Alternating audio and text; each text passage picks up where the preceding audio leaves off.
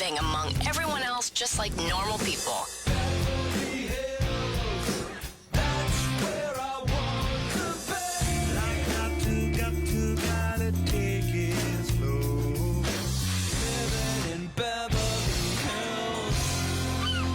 This is Volume West with Lyndsey Parker on Volume, SiriusXM 106.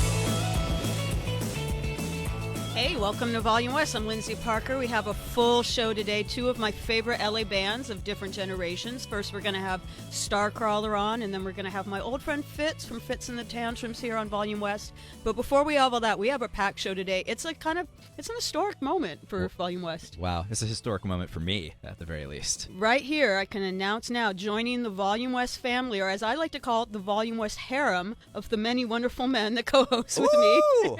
I got Davey Havok. I don't know how you found the time between your many books, the 15 bands you're in. Lyndsey, I'm happy to make time. Aww. I am happy to make time. We are, it's funny. I was listening to the bed here, and I've got great news for the show. Okay. If all goes well with the AFI recording that's happening, I think we might have a contender for a song in the bed. An LA show? LA song? I'm just saying. Is it going to be about Hollywood and how it chews you up and spits you out like Welcome to the Jungle? It's about, living on the streets no. Because I was going to say, speaking of which, speaking of moving to Hollywood and trying to live the Hollywood dream and it chews you up and spits you out, not the best introduction, but moving to Los Angeles to now be the official producer of Volume West. Yes. Moving from the East Coast to the Best Coast is our own Alex Sachs. Yay, Hey-o. welcome, Alex. How's it going, everybody? So you're officially a part of my harem now, too. If that's what you want to call it, absolutely. Absolutely. You, Chad Smith, Davey, Michael DeBar, Slim Jim Phantom, Matt Pinfield. We'll just do a big class photo. It'll be fun. Well, here's the difference, Lyndsey. I am going to be your main guy in the harem. Whoa. Ooh. Watch out. I'm The gonna king run of the lair. Exactly. So you excited today? You just moved to LA. Yeah, literally last night. It was just like the Axl Rose Welcome to Jungle scene. You got off the bus. You had a piece of hay between your teeth. You looked confused. Someone came up to you and offered you drugs. Also, Mama's Fallen Angels. Maybe you're the young my lady God. in the Poison Is video. that a Poison reference? I mean, Oh we my are God. we are a harem. This is why you're my new co-host, because you just made a Poison reference within the first 2 minutes of the show. No problem. There'll be more to come. That's an underrated Poison song, by the way. It's a great song. In fact, to talk about me some more. Please do. The band AFI that I've been in since I was a young child, and now I'm very old. I've heard of them. At sound checks for many years, we would play Fallen Angel. Oh, no way. Yeah, I think we've done Talk Dirty to Me too. I think maybe once in Germany we played. No, it was help me, another Poison hit. First record. Unskinny Bob. Oh, first album. Record. First record. I Want Action. Nothing but a good time. That's the second album. I'm sorry, forgive me. The one where he's like, I'm sick of this dishwashing job. That's right. That's the second actually all album. we did. We just did the skit, not the song. And then the where wall, I quit the job he's the like, wall you open throw and your then- dish towel down, throw your apron aside, and then the wall opens up, Opens and up. it's a giant soundstage covered in pyro. Actually, here it and was just women like a in tiny bikinis. German squat and people throwing stale beer on me. We could have a whole conversation about Poison. We need to have I'd some- like to. We could have I'd it like now. to. My dear friend Skinhead Rob and I were talking about the first Poison record the other day, which is really fantastic. People are listening and they're going, they're right. They're right. They're right. There was 'Cause- so much Johnny Thunders on that record. Yeah, a lot of people forget that the first Poison record was kind of scrappy and kind Yeah. of garagey and actually not on a major label, on Enigma. Right. And it was all didn't have the polish. It was before- edgy. It's before they started doing all these anthems that were for the Olympics. Right. Which are or great. Socially conscious rock. It's Screw that. slightly different vibe. I mean, Yeah. Talk Dirty to Me. Ooh. It's basically She's Tight by Cheap Trick, that song. True. We're similar. Cheap Trick and Poison went on tour together. I was really hoping they would do some kind of mashup performance of that because it's the same riff, na na na na na na na na na na na. Yeah, I love Poison. I've been wanting to have Ricky Rocket on on this show because I've told my Ricky Rocket story before about how when I was a kid, I went to I was a teenager. I went to an autograph signing for Poison for Look What the Cat Dragged In and Okay. snuck into the after party. Go on. And they had a cake that looked like the album cover, like all of their Four very faces. made up frosting faces. Very and glamorous. Ricky Rocket was feeding me cake. Come on. Oh yeah. Ricky Rocket fed you cake? And I gave him Was my it- number. Huh? Lyndsey, was it vegan cake? I'm sure it was not. But Ricky's a long-standing vegan. This was 1980. He may have been. It He's tastes. got many years on me, and I'm Is that 82 years true? old. It's true. Well, I gave him my number, and he actually called me. Get out. Go on. And then what? I put my hand over the receiver Okay. and yelled to my younger sister to pick up the other line because I said, Ricky Rocker for Poison's on the phone. Okay. It's actually, I consider this the first interview I ever did, is because, he had like a pocket full of phone numbers that he'd collected from the Right. road. And he you was were like, one of which them. girl can I call that will just like come over if I like snap my fingers? And I'm like, oh, I hear you're working on a second record. Oh, He's like, yeah. is it going to be in a similar I'm at direction? the chateau. Is it going to be in a similar direction to look? Yeah, I'm in the cabana. I'm You know like- the direction of the cabanas? Yeah, no. I was young. I was like underage. He probably didn't okay. realize Oh, how old I I'm was. sure he did not. Probably thought I was older because, when you're that age, you're like dressing up and trying to act older. I'm sure he didn't realize I was well under 18. Certainly did not. But I don't know if he even knew who I was. He just like randomly picked up He knew scrap who you, of he paper. remembered you. But I was like, oh, I saw on MTV that all of you live together in a house. Do you still live together in the house? Like, I'm asking him like all Just these. interviewing. I was interviewing him. Wow. Because I was trying to make conversation. He's like, can I call you back? Never Yeah. did. No. Ricky, if you want to ever Ricky, come it's on the time. show, it's time. It's time to get back to Lyndsey. It's been a while, but I will wear my my Poison Can we T-shirt please that day. get Ricky on the show? We actually really should. Alex, can you place a call? Yes. We're gonna have him on the show. It will be really awesome. Immediately. I still have the photo of when he autographed my hand in Sharpie because I had nothing for him to autograph. And just my hand. That shows you how like innocent I was. I didn't like Right. it wasn't another body part. Right. He signed it. He put stars over the eyes, Stars. I knew or there'd be hearts, stars. I'm looking green at stars. clovers, something like that. Was it black Sharpie or was it? It was black. It wasn't. Yeah. Did we have colored Sharpies back then yet? don't I'm not know. It sure was a that simpler- we did. It was a It tough was time. We simpler- only Yeah, it was a simpler time. So the T-shirt I'm wearing today, though, I'll wear the Poison T-shirt when he comes on. Speaking of glamorous. But I'm wearing, for hashtag What's Lyndsey Wearing, I'm sure you're on social media, Davey, so you know that hashtag burns up the internet, breaks the internet. Just goes crazy. I'm wearing a RuPaul T-shirt There today. it is. Now, RuPaul's Drag Race, which I talk about often on this show, just won its second Emmy for Best Reality Competition last night. Congratulations, RuPaul and ladies. You're supposed to say congratulations. I'm new here. You'll learn. It's my first day. So, congratulations, RuPaul and RuPaul's Drag Race. But, and Ru also won for the fourth time as Best Host. But the last time I saw you perform, debuts with Black Audio, you performed at friggin' RuPaul's DragCon. What an honor it was. And you did a Dead or Alive song. Yes, we How did. many boxes did you check for me? I'm like, Black Audio, RuPaul's Drag Race, and Dead or Alive. And boxes I checked for me. How did that come about? Because it's unusual for basically a band that's not a drag artist or from, just a band that's Of from the course. regular rock world. Of course. To play. I think that might have been the first time I'd ever seen that DragCon. It's been going on for 4 or 5 years now. I was wildly honored. They reached out to me and said they were interested in collaborating with me somehow. They And reached out to you. They did. And I said I was thrilled that they even knew who I was and would be honored to work with them in some way.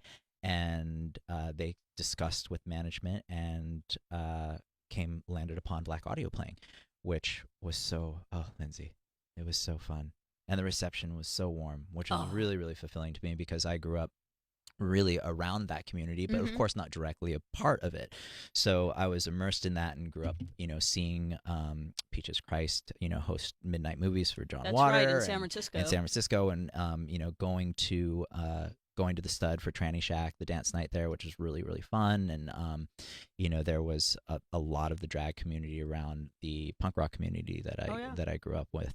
And so I had just such great warm feelings for that community and such respect. I mean, they are so strong and so, speaking of punk rock, truly punk rock. They really are. And its most purest essence, and they're brave and they're fabulous and they're beautiful, and to be invited and then embraced by that community was really, really thrilling for me. It was so fun. What a fun show. And you had the queen that introduced you was Layla McQueen. Layla's wonderful. Who definitely was fangirling out for you. She definitely comes from sort of, her style is kind of Hot Topic, ravey, kind of She looked kind of Beetlejuicy, clubby, kind of goth, clubby. Yeah. And she was talking about what a huge fan she was of all your work. She's really, really sweet. She we spoke with her a lot backstage, and it was a really, really great conversation.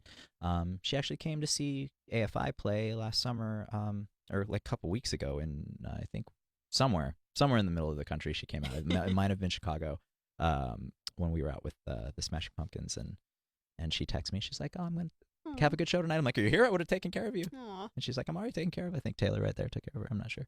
What made you decide to do the because I remember you gave a speech about Pete Burns. You did the Dead or Alive song there, which was such a cool crossover of all the worlds you're talking about. Well, we had Black Audio had covered "Spin Me Around" by Dead or Alive years before. Unfortunately, it was after Pete had died. You know, that was really so sad and so devastating. And he was a really big influence on me, not simply musically but aesthetically as well. I had his hair. I remember. I had his hair, and that was the Wolf Child and Pete Burns and Roz Williams who inspired me to go in that direction. And so when he died, Jade and I were talking about how it would be great if we could really quickly, as homage, record and release a cover of Spin Me Around. So we did. Jade made a really, really great version of it, and I sang it, and then it had been out for a while, and so we felt it, of course, appropriate to play for obvious reasons, and people seemed to enjoy it. We were actually playing it that whole tour. We had just finished touring on Only Things We Love, which is the Black Audio album that came out, Lyndsey, do you know, 6 months ago? Sounds about right. 7 months ago? I don't know. Recently? My perception of time is terrible. I think we've done this before. We have. You know, right? I don't know what's going on. I remember the first time you came on Volume West as a guest. I was like, so tell me about when your EP is coming. Like the EP you were ostensibly on to promote. I'm like, when does your EP come out? And you're like, I don't know. I just don't know. And your publicist out there just in the lobby like pulling tearing his Michael's hair out. just like, David, what are you wrong with you? I'm like, I don't know. I was just hanging out. It's funny how you were talking about the drag and punk thing, because the very first time I ever moderated a panel at DragCon, I usually do, I had been asked to just do, I didn't know what it was going to be. They said, do you want to moderate a panel about music and drag? I'm like, yeah. Thought it was going to be maybe some of the queens from the show who do music. And then they're like, oh, it's going to be a connection. It's going to be a panel about the connection between punk rock and drag. I'm like, sounds great. They're like, we're going to have Alice Bag on the panel from the Bags. I was like, awesome. We're going to have the Boulay brothers, who are great promoters here in LA, and they do the new show Dragula. I'm like, awesome. They're like, we're going to have Alaska, who's one of the most popular queens. I'm like, this all sounds great.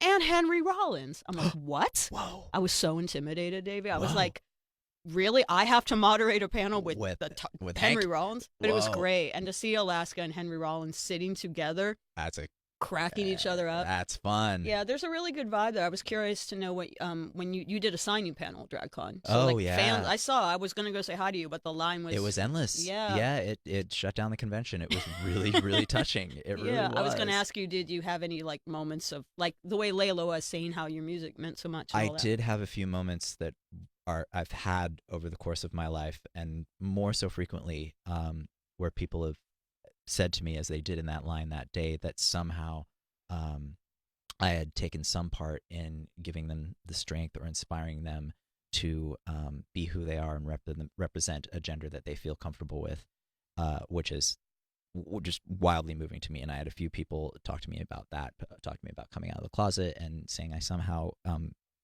inspired that or gave them strength, which is unbelievable to me, because I get choked up. I start when I talk about it because you know, I have not been confronted with that struggle in life, and I can imagine but can't ever really understand what that's like. Right. So to be able to give someone the strength to get through something that I perceive to be, you know, very, very difficult for countless reasons, depending on, you know, how you were raised, where you live, you know, what, so many different things to overcome with that. So to be able to inspire someone to, you know, be who they are and have the strength to be who they are on any level, let alone a level to that extreme, is really, really touching. And that happened a lot that day, and it would always really, really move me. So that was very nice. And I saw a lot of tattoos, which is nice. Like AFI tattoos? Black Audio tattoos, AFI tattoos. My people like to get my signature tattooed on them. I've seen that. I gave some.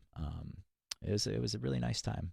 Well, the show in general, Drag Race, a lot of times people wonder, like people who don't watch it or just don't get it, they're like, I try to explain to them that there is a connection. You were talking about like the clubs you went to and stuff. There's definitely a connection between the aesthetic of drag and what's going on in the drag scene now and the music I grew up with. Sure. You and I both grew up with. We grew up with people like Robert Smith and Mark Almond and Annie Lennox and Boy George, of course, and of course Pete Burns, who were like the idea that a man could wear a dress or makeup or be, you know, ambiguous about their sexuality or their gender, like, didn't faze me at all. I like went out to clubs, and I remember when I was in high school, I went on a date with my boyfriend Seth, who I'm still friends with. Hi, Seth, if Hi, you're Seth. listening. And I was wearing a black velvet dress. Mm-hmm. And I came in after the date, and I went upstairs, and I took the dress off and put it in a bag and changed into some other clothes. He was waiting in the car. And my mom's like, sees me going outside with the dress, and she's like, where are you going? And I'm like, I'm lending Seth my dress, because he was in a goth band. And I'm like, he's gonna he wants to wear the, like, when he complimented me on the date, he wasn't like, nice dress, you look nice in it. He was like, nice dress, can I borrow it for Friday's show? I know.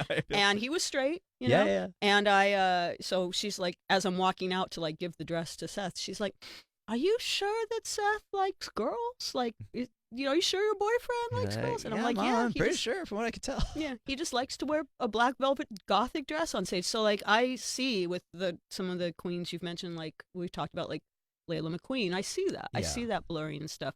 This is the $1 million question, though. Last time you were on the show, Davey, you had not watched RuPaul's Drag Race. Have you started watching it? No, I've watched one thing. One? Which one? I've only watched one thing. Do you know what it is? Can you guess? It's a it's a show. It's a Oh, it wasn't HBO show. Pose? No, that's No, but I'd love to watch that. Well, I can't guess which one. Euphoria. Oh yeah, okay. This is the first thing I've watched. As I told you, I don't spend much time watching television shows because I'm working on the book. You have a lot of stuff going on. And I'm here on the show.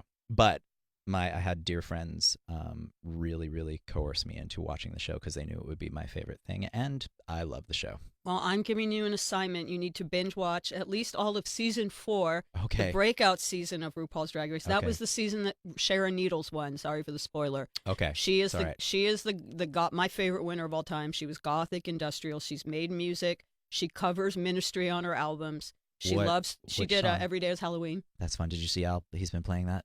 Yeah, he's been doing it like acoustic though, yeah, but we still get to hear it. But one day, just one day. I don't think we're gonna get it. Just do the whole With Sympathy album from beginning to end. Please, Al. Al, if you're listening. Please. Why does he disavow that record? If he's listening, he's yelling at us and saying how horrible we are. I'm sorry, Al, but it's just so good. I liked Al when he was trying to be British and he looked like Robert Smith and he was cute and he was doing synth pop. I don't understand. We all did. I'll take an acoustic version of Work for Love. Wow. I'll take it. It's not ideal circumstances, but I'll take it over nothing. Wow. Anyway, maybe we'll talk. Maybe we'll get him on the show sometime and, we'll talk we him can't into do that to him. He hates it. He'll storm out. Yeah, it'll be good radio, like, though. Oh, come on, but I'm not going to talk talk about that. It'll be good radio. We'll make the news. Maybe when we it's can like start Al with Joyce Twitch. and okay. Kind of ease back from Twitch. Baby steps.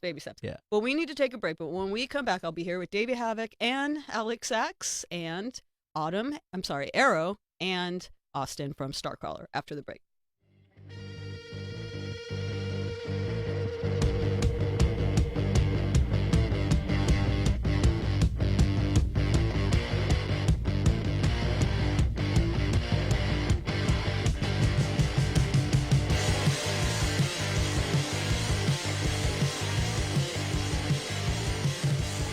This is Volume West with Lyndsey Parker on Volume, SiriusXM 106.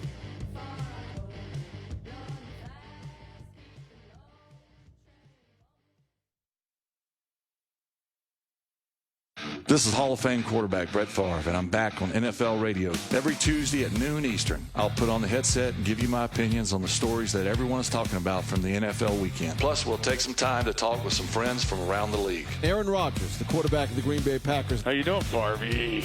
Coach of the Kansas City Chiefs, Andy Reid. How about you doing a radio show? I'm loving this. It's the SiriusXM Blitz with Bruce Murray and me, Brett Favre. Tuesdays at noon Eastern, all season long on NFL radio, Channel 88, and on the SiriusXM app. The backyard's looking great, Rob. Thanks, man. I was planning on adding a deck, too. Know any good contractors? Why don't you just ask Home Advisor? Home what? HomeAdvisor.com. You just tell them about your project and they match you with local pros that can do the job. Nice. Now, how much does it cost? Oh, Home Advisor's totally free to use. Plus, you can read customer reviews, check pricing, and book appointments for free. What's the website again? HomeAdvisor.com. Or just download the free Home Advisor app. Home Advisor. You're in charge of hiring, and Indeed has solutions. Like Company Pages, where you can get people excited about working for you. And we give you this toy monkey, which will bang its cymbals when the right resume appears. Okay, there is no monkey. I said there is no monkey! But Company Pages, for sure.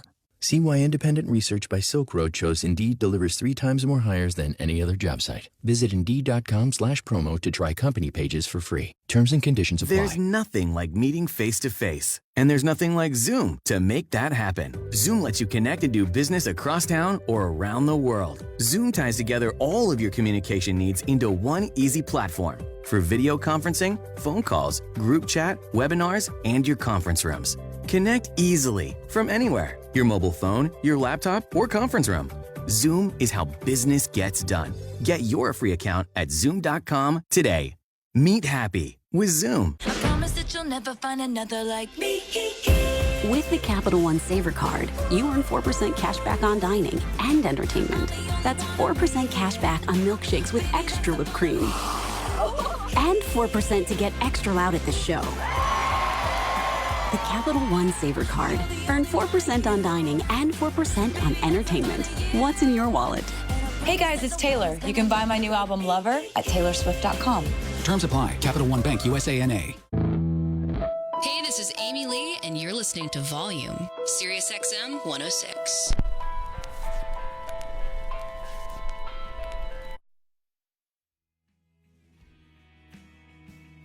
JCPenney is giving you something to fall for this season. Fall in love with tailored separates and polished pieces to keep you warm and sleek for all of you people who are not in Los Angeles, or contrary to popular belief, it does get cold in Los Angeles. We're talking wool jackets, flannels, cozy knit sweaters, ankle boots, and more.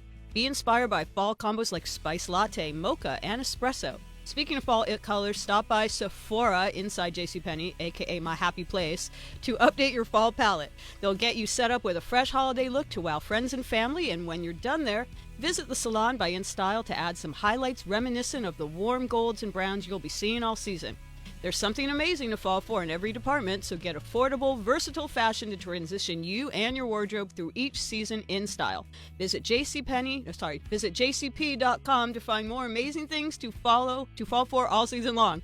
JCPenney, classic fall styles, so you can fall for you. Stuck in traffic?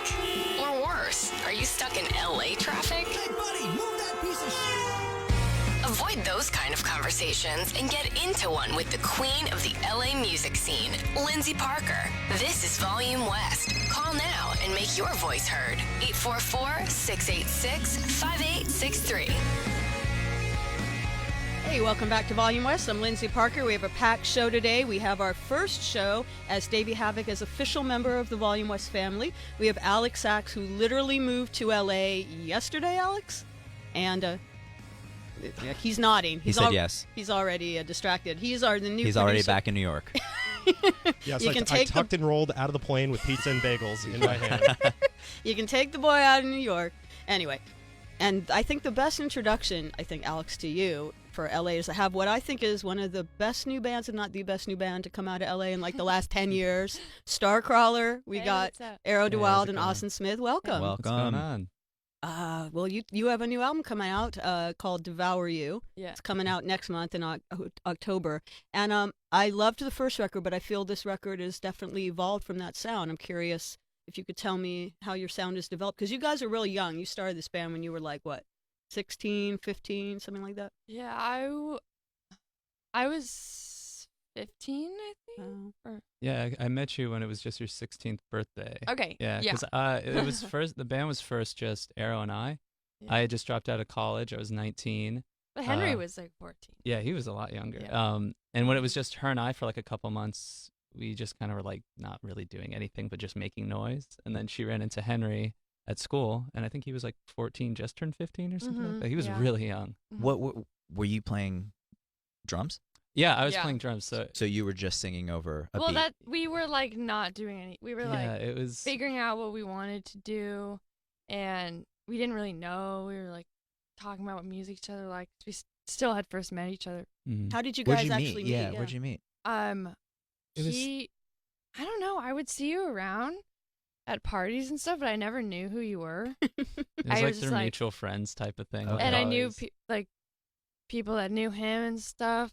But then we were friends on Facebook, and I was looking for people to play in a band with, just like totally hopelessly couldn't like find anybody because of what you were doing wasn't really like what was going on in the LA at that time. Yeah, exactly. Because you want to play rock and roll. Yeah. And all the kids I knew, I don't know. Were DJs. Not even, or they just want to do like surf rock, or they hold a guitar here I feel like and around like that time, stare at their pedals. Everyone wanted to do shoegaze. I felt like that was my age at least too. So it's just like difference in like opinion. boring Like ass music. Okay. Well, what were you listening to? What did you have in common that you were listening to?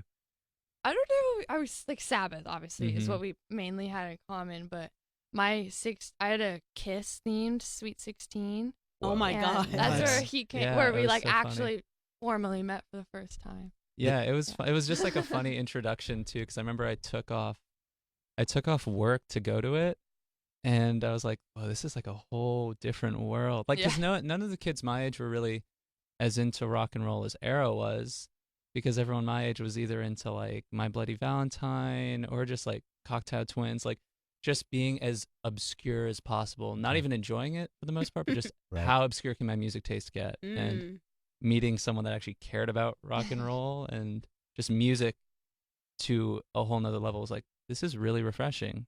And so that's why Arrow and I got along, because we just were like, it wasn't about being anything other than yourself. So yeah. But were you Peter Criss at this party? Yeah, who was who at this Oh, no. party? I think I was so unaware of it. I just walked in. You were in a leather jacket. Yeah, I guess I You looked were like the part. Kiss after the makeup came Yeah, on. exactly. Like Kiss and I was like at that press Animalized. conference after Oh my the God. makeup. Yeah. I've written about that press conference in 1983, I think it was. Oh, yeah, when, that was like, it, yeah. I've talked to Martha Quinn about it from MTV. People's worlds were shattered that day. When they took the makeup off? On live TV. Yeah, dude, people want mystery. Oh, they want mystery. right. You can't tell everyone everything. You That's can't show right. everyone everything. Now you have to. What are you talking about?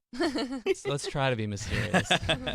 Well, I know, Arrow, you come from a musical family, if you could tell our listeners about that. Austin, I don't know if your background, if you came from a musician family as well, or artsy well, family. I'll let Arrow take it first. Yeah, my dad is a drummer, and he's played with, his main band was Beach Sparks. Loved them. Yeah, and he was also with Ariel Pink and Father John Misty most recently. He's played with a bunch of people, but so I always just grew up around musicians my whole life, and my mom took photos of musicians. She's a photographer, so basically we just had different band members staying at our house or just come by, or I would stay at their house. You know, it was just kind of like, so I don't know. I just grew up around it, I guess. Which is awesome. How many people get to have a Kiss themed Sweet 16? I didn't get to have one of those. What about you, Austin? What was your background?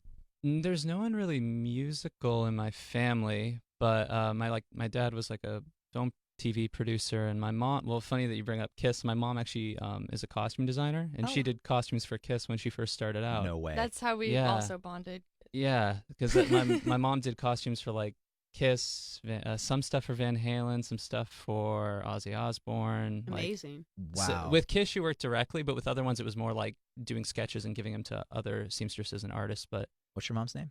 Gamilla Smith. Whoa. If she's listening, what's up?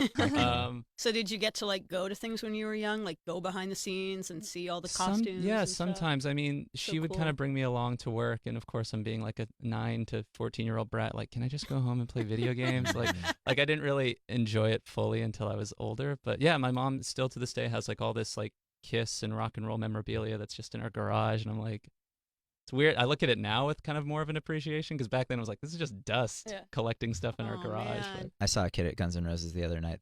I went to see Guns N' Roses the other night. At the Palladium, right? They're at the Palladium, and I missed it. And who didn't miss this was this child that was about 8 years old, who was sitting on the steps down to the Gen Pop with his head in his hand, who was so upset to be there. And you reminded me. And I'm looking, I'm like, man. And he had his head in his hand. His mom's looking at him, and he just wants to go home and go to bed. He was probably about 10. And I was like, man, when I was 10 years old, if you had me out at 11 o'clock at anything, I would have been stoked. I would have been thrilled. Yeah. I think for the most part, it was like just before that cusp of when I started playing drums to when I like really got into music. It was like this weird in between phase where I'm like, I'm half into it, half not. Right. You know. Right. But I totally feel that. Why drums?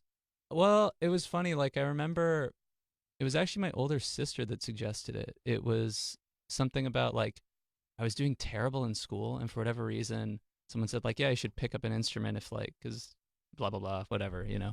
And I was like wanting to do guitar, but then as a kid I was like, everyone plays guitar. I want to do something more interesting. And then my sister said like, well, why don't you try drums? There's a drum store a mile from my house, and that was went in there, and wow, that was it. I was like 10 or 11. Oh, that's cool. When did you, Arrow, decide? Obviously, you were surrounded by music; it was always kind of there. But when did you decide you wanted to do it yourself? It also wasn't until later than you'd expect. Like I wasn't interested in pursuing a musical career for like a pretty long time, because you think growing up around that I would instantly be like playing this, playing that, but no, like I wanted to like be a painter and all this other random shit, but I didn't. I wanted to start a band in middle school. It didn't happen. And then you're like, was late in life. Middle school. That's not late. Well, I didn't start a band in middle school. I started you wanted it. To. I wanted to. I knew I wanted to, but like more for fun. Mm-hmm. I wasn't super determined yet. And then me and my friends formed one in 9th or 10th grade, and we played like 3 shows. We had like 4 songs. You had original songs. Yeah, but there was only like 4 songs. Can you hit me with some of those lyrics, please? Oh God, no! I know so you got bad. it. Come on, just give me 2 lines. There's this like blues, like shitty blues song we had that was like, "Hey mama, come back home. Why aren't you picking up the phone? 'Cause I call nearly every day. So why don't you wanna stay with me? Oh, mommy." That's That's literally how I sang it. You were doing that in 9th really grade? That is advanced. Yeah. I'm impressed. That is advanced. That's Were you much singing better. and doing drums on that one, or was it? No, just I you was singing? just singing, and then Okay. yeah. You had the melody as well. Yeah. You had that right there. I knew it. But I wasn't a good performer yet, to be honest. I was very terrified on stage. It took me a long time. Well, that surprised me, because if you weren't a good performer then, I'm just taking your word for that. You certainly are now. You're one of the most exciting performers. And I've seen you at festivals where you're like, I saw you at, I think it was Life is Beautiful. You were playing real early, main stage, but like maybe the first or whatever. So like when it's that kind of environment, maybe there's people there who don't know you, you know, it's early. And Nobody I was looking knows us at at festivals. Well, I've witnessed What you. festivals? It was one in Vegas, maybe. Oh, right. Yeah. People knew you that was afterwards. weird. I'll tell you that's that. the funny thing. I love to look at the faces of crowds that maybe. Was that the one where I insulted everyone in the crowd? I think there so. was one Vegas show where there was like maybe like 10 people there, and I was just like, It might have been that of Noisy music festival we did. I think that's what Well, it was. you did It's 2 like, shows that fuck day. Vegas. Fuck you. Whoa. You did 2 shows that day, and one was on the main It was a stage. dismal show. That was maybe more of your your bigger performance, and then like you did one in the Toyota Music Den where you came out in the hospital gown. People were enjoying it, but I think was in Vegas. I believe it was. Yeah. I think I was. No, that was at Beach Goth. You sure? I'm pretty sure it was a Vegas Okay, one. whatever, it doesn't matter. Because I just remember all the remember bands that worn it. it's Okay. but I've watched you do a lot. I saw you at the MC5 tribute, or not tribute, but like the thing that Wayne Kramer did for MC50 at John 4. I think you grabbed someone's camera at that one and threw it. Yeah. I've seen you got. I don't know what was going on with that. If you were like pissed at someone who shouldn't have been taking your picture, but I actually saw him, and he just walked away. He was like, "Yeah, she broke my camera. That's how it worked." Just sort of like it's so rock and roll. And I mean, there's a real element. What I'm trying to say is the real element of like danger to it. It doesn't feel staged. It doesn't feel contrived. It's just like pure, rage and pure adrenaline, and it's great. And it's surprising to me to hear you say that you used to be scared on stage, because you seem like so fearless on stage. Yeah, I was terrified. So how did you get over that? How did you develop your persona? It took a very long time. The first time I ever performed on a stage was in the 7th grade talent show. And my friend who we were like going up, we were singing Teenager in Love. It was terrible, god awful, but we were like going up, walking up to the stage, and I just like grabbed her hand. I was like, "Promise me that I'll never do this ever again." Whoa. Yeah, and that didn't happen. So. Obviously. but my dad was in a cover band for a while at Davey Wayne's, that club. Oh, yeah. That's Hollywood. a great bar. Yeah, and Kind of like a 70s themed, like That's a cool one. real life Regal Beagle, basically. Yeah. So they would play 70s like rock covers, and since it's all just like drunk college kids that like nobody like I know would ever go to that bar. Like, not offense to that bar, but I'm just like I never like see anyone there that I know. Right. So I would sing Cherry Bomb with them, and just I would get to practice, you know, having like a real live show, because it was always packed, but there were just like total strangers that came from like UCLA and all these different colleges, and they were just drunk and they liked whatever you do. So I it was like there was no pressure. Like it was almost like I could just do whatever I want. And my dad and all his friends are so good that it was just like easy. Like I didn't have to worry about people messing up or anything. It was a really good way for me to practice performing until I eventually formed the band. Yeah. Where did, because I was talking about how sometimes you freak people out in a good way. I want to make sure you realize I'm saying this in a good way. Where did the whole like blood thing come? Because you do the stuff where you like spit. It's very Kiss actually, spitting blood. You know, kind of wearing these kind of bloody outfits and stuff. Where did all that theatricality come from? I think from just like watching Kiss and Sabbath. I mean, Sabbath didn't do that, but Alice you know Cooper that too, vibe, probably. Alice Cooper, and then also seeing. Is the blood fake? Are we talking about the germs here, or are we talking about Kiss?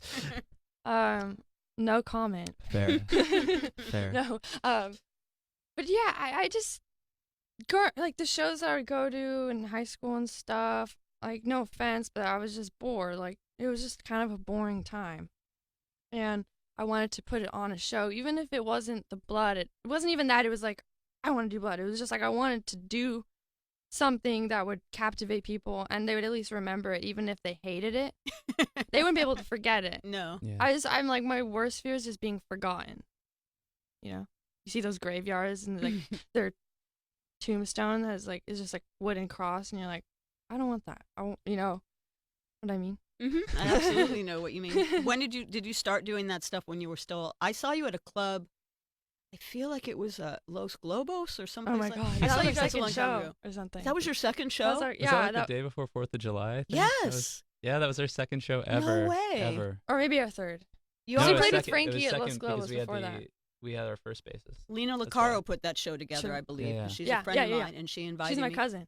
Lena Licaro's your cousin? Yeah. She's never mentioned that to me. Oh, really? We are worldwide. We have Wow. connections everywhere. Yeah, I think she organized that, and she was obviously real early on. Yeah. With that's so. She really helped, get us, Started, in the or- LA scene, yeah. because she works for LA Weekly, and so Mhm. she booked us at Los Globos, and I mean that's not like No, it was. she got us shows, when it was kind of hard to get like when you don't know anyone, so. How were the reactions to those early shows? You weren't quite doing the blood and stuff yet, but it was still a spectacle. I was actually. I You did were? it from the get. Yeah. Yeah. I don't remember you doing it at Los Okay. Globos. Maybe I was too. That might it have was- been the one show we did. The first show we did, though. No, I did, but It was probably too the dark in there. lighting was Okay, so the Shallow sound cut. guy It at was that a shallow cut. the sound guy at that show was wasted or high or something. Oh, And do you remember? remember He that. was crazy and would just kept like like totally just like mumbling. couldn't work the board or anything. And then they had to lock him outside of the building. He was banging on the door. Oh my God! The show I was at, the Los Globos. Yeah, Yeah. before like at sound check, they were like, "Oh yeah, if he gets too out of hand, just lock him out." And I was like, "The fuck?" It's like, that's not our job. The guy doing your sound. Yeah, exactly. So Just It kind of was- doing like drunk I uncle know. mumbling. Who did your sound? Did I someone- don't know if anyone did. I don't think- remember. I think he was up there. did He it was for up there just being sound like, "Wow!" I think he did it for sound But- check and was just Yeah. like And then just in left the, it. No, just in the audience, just like, yeah, cool. But there It's were like- only like, I mean, I don't know if you remember. There was maybe like 20 people there. Yeah, it was really early. You went out at Yeah. like 5 or 6 p.m. Yeah. It was like kind of Yeah, maybe it maybe was- because it was an all ages show or Yeah. something like that. And I remember, It was a but I funny one. remember it made an impression on me. I did not, I Huh. went because Lena's a friend of mine. Yeah. And she was, I don't remember, maybe she mentioned that you were her cousin. She just said like, "Oh, check out this band. They're great, and I'm doing this event." And I got there early, and I just remember being like, "Wow, this is different. This is different than what I'm seeing in LA. This is Yeah. different, and it's cool and it's fresh, and so it's pretty." And it seemed like you already kind of, it might have been an early gig for you, but it seemed like you already pretty much had your path set out. Your Oh. vision or whatever. You knew what you were doing from a young Thanks. age. How did you guys find the Runaways and Kiss? Is that your folks? Like what led you to that? Because as you said at the time, it seemed like your peers were listening to post-punk and shoegaze, which is still actually kind of odd for the era. So it wasn't your peers, was it your folks? Well, I guess it's for me. It's like kind of like adjacent to it. Yeah. Where for me, it wasn't like I listened to the Runaways a little, but for me and my friends, we were like more into like Iggy and the Stooges. Mhm. So it was like this weird, maybe like the more masculine element to it. As like a teenage boy, you're just attracted to it. Right. But like Yeah, it was through friends and just finding like the weird kid at school. Okay, or the so weird was there a kid did either of you have a singular friend that you're like, oh, that person's cool, I want to know what they're into? Or Yeah, okay. So, well, for them, they're both different. Kiss, my dad introduced me to Kiss. He was like, okay, this is like, you have to know this, you know. Go on. And would show me videos and stuff. And then from there, I looked at more stuff, and I was super into it. The Runaways, though, there was my friend Lily, who we were like, kind of knew each other at first, but she was a couple years older than me, and she would come to school dressed like Farrah Fawcett hair, and just like super like peroxide bleach and like short shorts and like silk bomber jacket, and it just like totally just looked like, I was like, the hell? I was like, so so then we became friends, and we both like were just obsessed with the Runaways, and I bleached my hair blonde, and we would, I don't know, go out to like different clubs, like just what year was wearing this? like giant platforms. Like incriminating evidence right now. I know, you're already like... What clubs are you going to? Yeah, and you're already like about 6 feet tall, right? Yeah. Yeah, so with the platforms on. It does. It really does. I mean, I wouldn't know. You two know, but I would not know either. I mean, it wasn't hard to talk our way into places. It is Los Angeles. Well, we need to take a quick break, but we'll be talking more after the break with Starcaller and Davey Havok and Alex Sachs. Woo.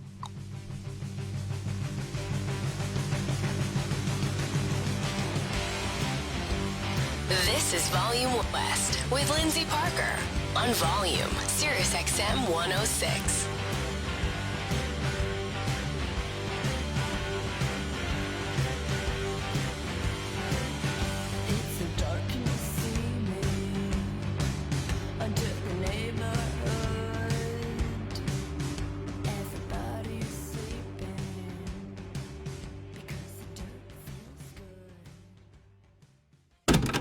Paying tribute to the greatest moments in music. This is a Volume playback. On this day, September 23rd, back in 1977, Steely Dan released their 6th studio album, Asia. In 1980, Bob Marley played his final scheduled concert in Pittsburgh. He would die less than 8 months later of cancer. In 1982, Billy Joel released his 8th studio album titled The Nylon Curtain. And in 2010, Sesame Street decided not to air on TV a segment film with pop star Katy Perry and Elmo. The clip had been posted online, and parents complained about the abundance of cleavage Perry displayed in the piece. Katy would later poke fun at the controversy on an episode of Saturday Night Live. Today's birthdays include Ray Charles and Bruce Springsteen. Woohoo! This is a Volume playback. We remember so you never forget. I'm Steve Jordan, and if you love jazz, drummers, or rock and roll in general, you won't want to miss this next episode of Laying It Down because it features Charlie Watts of the Rolling Stones. I really learned the blues with Brian and Mick, and Keith taught me the wonders of Elvis. I learned with a huge record player, and they had some good records. Laying It Down with Steve Jordan featuring Charlie Watts premieres tomorrow at 8 p.m. East, 5 p.m. West. On Volume, SiriusXM Channel 106. Not all opinions are created equal. Rodgers and Brady are the deodorants of the NFL. They take away all that smell. LeBron can play defense. He can pass. He can hit threes. He's the Swiss Army knife of this league. That, to me, is a given. Harbaugh's a disruptor. It's what Uber did to taxis. Disruptors are really scary. Perfectly opinionated. I wouldn't say I'm wrong. People just hate greatness. That's what it is. The Herd with Colin Cowherd. Weekdays at noon on FS1. If you're one of the millions of Americans who owes back taxes, if you get nervous when the mail comes because you might get a letter from the IRS, then you've heard. Their enforcement agents are cracking down this year and can garnish your paycheck, levy your bank accounts. Even your home or business could be at risk over unpaid taxes. It's all true, but it's also true there's a way out. It's called the Fresh Start Initiative, an important government program for tax debt assistance. The award-winning experts at Optima Tax Relief will fight to get get you the best deal possible, protecting your paycheck and your assets from IRS collections. But don't delay, because the IRS is tacking on interest and hefty penalties every single day. So don't wait until it's too late. Call Optima now for a free consultation. Call 800-370-8283. 800-370-8283. 800-370-8283. Optima Tax Relief. Some restrictions apply. For complete details, please visit OptimaTaxRelief.com. Let's consider the secret life of the innermost nesting doll. Living most of her life in the dark, inside the other nesting dolls, she has plenty of time to think, if she could. Sadly, she has no brain. However, when an innermost nesting doll hears that Geico not only saves people money, but also has been providing great service for over 75 years, she thinks it's obvious you should switch. Because yes, switching to Geico is a no-brainer. Pity the innermost nesting doll and her lot in life. This summer, keep your drinks cool. Receive free shipping and a complimentary Peter Millar card cooler with qualifying purchases at petermillar.com/volume.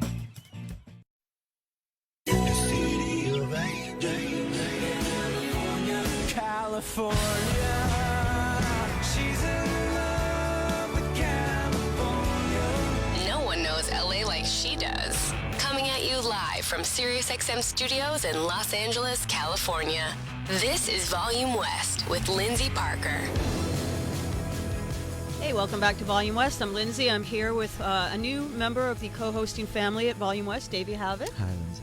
It's going well so far. I feel okay about it. I feel pretty good about it. And we got Alex Sachs, who is our new producer, and we've got Starcrawler, which I can't think of a band that would be a better introduction for a show where I have Alex and Davey on board. You have a song called I Love LA, so it's perfect LA band. But we're going to go back to your coast for a minute, Alex, because New Jersey's finest, Bruce Springsteen, he turned 70 years younger. He looks 30. I don't know why I said 30. He's 70 years old today, which is kind of crazy because he looks so young. How are we celebrating here at Volume today? Well, I really crammed into these really tight pants like Bruce Springsteen does. That's part one. I know how to do the Courtney Cox dance. I did it with the struts to Dancing in the Dark. We'll recreate that later on Instagram. All right, sounds good. But for now, we have a vinyl copy of Bruce Springsteen's brand new record, Western Stars, that we're going to give away to you, the listeners. So how do you get it, you may ask? Call us up at 844-686-5863. Easy way to remember that is 844-6-VOLUME. Be caller number 9 for your chance to win. Courtesy of Columbia Records, no purchase necessary. So start calling now. You've done this before, Alex. You sound so professional. Yeah, legal mumbo jumbo is kind of my thing. That just rolled off your tongue. Sounds like you're from New York. We'll indoctrinate you to the West Coast, the best coast, soon enough. Just wait for customer service, Alex. You'll hear him on the phone. So we were talking before the break about the Runaways and your love of the Runaways, and I saw, Arrow, that you did a photo shoot with Cherie Curry. Yeah. Can you tell me about that? Because I saw you post about how excited you were about that. How'd that come about? It was, okay, so. And she's been on the show before. She's a guest. Oh, cool. Yeah, she's cool. Yeah. Brad Elterman, who took photos back in the day, I know because one of my best friends is his, assistant. So then he had told her about my band and stuff, and they had talked about, oh, yeah, we should do you guys a shoot together. And I honestly was like, oh, that's never going to happen. I mean, come on. She has better stuff to be doing. I don't think she really would care about me or something. Aww. But I mean, then it happened, and we did it at her house in Chatsworth, and it was a wild day. It was a lot of fun. I mean, we took the photos, and mainly it was just kind of hanging out because it wasn't a photo shoot. It was me, her, Brad, Richie, my friend, and the makeup artist. So. Did she do any wood carving, like how she has the chainsaw art? She showed me all her wood carving. It's actually really good. It's really, really tight. And she's good at painting too. Did you have a moment where you told her what an influence she was or how much she meant to you? Did you have any touching moment like that? I did. I was trying not to be a total dork, but I had to. But she's very she's very super. I don't know how to read. Her voice almost sounds like she's from the East Coast, but she's not. You know what I mean? Mm-hmm. She's tough. She's got she's very tough. So I was trying not to be too sappy, but well, there's a lot of older artists, old rock artists from previous generations, who really talk up Starcrawler a lot. I wrote down a list Dave Grohl, Elton John. I know that you covered the Ramones. Pet Sematary for the remake of that movie, and you performed at Linda Ramone's event, and Steve Jones was there, and he's a huge fan of you. Has had him He's on. the best. He's great. But I did read something that Shirley Manson said, which I thought was pretty cool. She said, "I feel like Starcrawler and in particular Arrow are really challenging the norms in which women are seen in music," which I think was, I mean, if Shirley Manson says that about you, that's pretty insane. Like, do you have any thoughts about that? Like, for someone like her, who I consider to be such a legendary, rock chick, basically, to say that about you is almost like passing the torch in some way. Yeah. She's great. I mean, I've known her for a long time because my mom shot Garbage, and not like back in the 90s, but when they did some album like not a couple years ago, but it was maybe like 10 years ago now or something. Like when they got reunited. When they got reunited, yeah. And I was a kid, so she knew me then. And then when I had the other band in high school, my mom had like, or I don't know, somehow she found out about the show. I didn't even know her like that well. Like we had met a couple times, obviously, but she was the one who actually, like, when I performed, she was like, "You need to stop being so afraid." Like, she gave me this whole pep talk and was like, "You can't be afraid of the audience." Like, and said all this really, like, insightful stuff that was, like, made me realize, like, that I wasn't performing. It's not even that I was a bad performer. I wasn't performing. You know what I mean? And, yeah, she was like, "You're good." I could tell that like I knew that the band wasn't that good or anything, like, and that wasn't going to be like my like band or whatever, but she was like, "I can see that you're good, but you need to stop being so afraid of the audience." With your shows, I mentioned before, being so insane and sometimes in the best possible way confrontational, have you ever gotten in any trouble for taking things too far on stage? So yes. Yeah. It's usually just all misunderstandings. Like, it's because a lot of people... We got escorted out by the police out of Leeds Festival. Oh, that one, yeah. What happened? I didn't do shit. Actually, I really didn't do anything this time. And there was this girl in the audience, and I remember her because she had purple hair, and I was like, I went up to her, and I didn't spit, I didn't even touch her. I was just like, "Wah!" like that, like in her face before I ran off to the backstage. Baby. Yeah, like literally just like stupid, like I don't know. But she first accused me of pulling her hair out, and then later in the day it was that I scratched her, then it was that I punched her. Like the story kept changing, and they like wouldn't let us leave our dressing room because at first I might have been arrested, but then they were like, "No, like you're not arrested, but you have to leave now, and we need your passes back and all this stuff." And it was basically us at the end going like, "Okay, what a drag." All right, yeah. this whole situation. It was weird. Relax, like, I was like, I didn't do anything. And like British festivals are known for like bottling and spitting and rowdy crowds and it was also soccer hooligans. Probably one of the tamest shows that we've played. I feel like. Well, I feel like it's interesting too because a lot of people, maybe it's just a new generation that don't really understand, like, there are rock shows that are like that. And not to say it's like, don't come here if you're not ready for that. It's more like rock shows have the tendency to be aggressive or mellow. Like,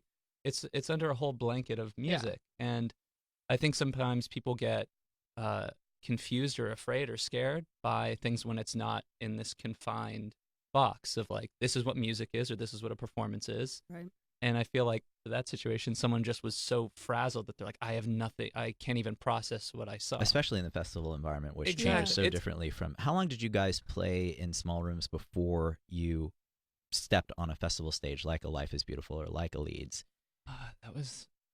When did we do End of the Road? That one was like, I think the first time we did like a big festival stage. Like 2017? Yeah, that was the first. It was like, I think maybe 2 years actually. Into us being a band? Yeah, we'd only played clubs and bars. Was it something you aspired to do? Did you look forward to playing the festivals? Yeah. And did you like it when you did it? Yeah. I was kind of scared of it every at first, festival honestly. Is different, you know?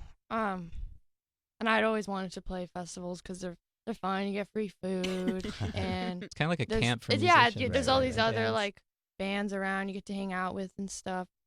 So that that aspect is fun. But then sometimes, you know, you're a little separated from the audience because sometimes they have those big press pits. 80-foot yeah. distance between And so you and that the audience. is kind that's when you go in the audience Yeah. and do what you did and Exactly. scare the purple-haired girl. Yeah, you have to, though, because it just kind of feels awkward. I feel like, I don't know. I like when they're able to like be right up on the stage and they're like just like that.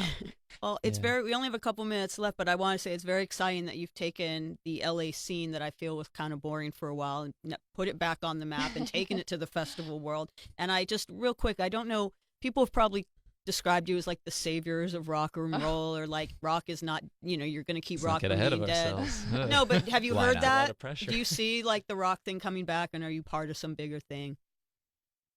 I mean, that'd be tight. Agreed. I mean, agreed. Well, the way I look at it too sometimes is like it's not about like one music has to dominate it all. Like it's fine for music to coexist, but it's a fair thing that like there are quite a portion of rock's fans have kind of just switched over to hip hop or whatever Or else, died. and yeah, that too. But yeah, I think it's cool that rock can have its place amongst, you know, other musics as well. Absolutely. Well, thank you for doing your part. Thank you for coming to Volume West. I'm very excited for everything happening. Your album, Devour You, comes out October 11th? See. Okay, cool. Everybody get it. It's awesome. We'll be back Buy it. in the next hour with Fits and the Tantrums.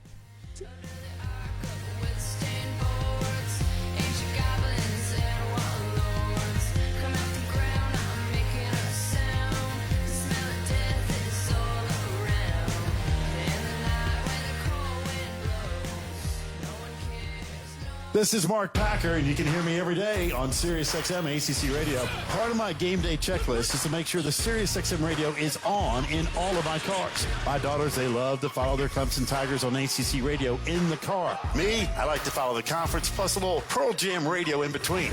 Right now, you can reactivate the inactive SiriusXM Radio in your other car with 12 months of the select subscription for $60. See offer details and subscribe at SiriusXM.com/September. You're in charge of hiring, and Indeed has solutions, like online skills tests, which let a candidate show that they're the right hire. We'll also have a dolphin chatter excitedly in front of the perfect candidate. Okay, there's no dolphin.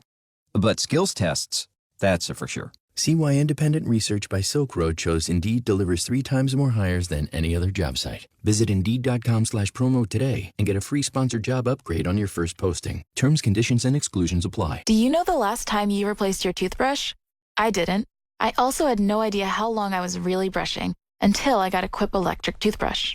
Quip was designed to fix the habits most of us get wrong when brushing our teeth, with sensitive vibrations and a built-in timer that guide a 2-minute clean. To keep your bristles fresh, Quip delivers brush heads every 3 months for just $5 with free shipping.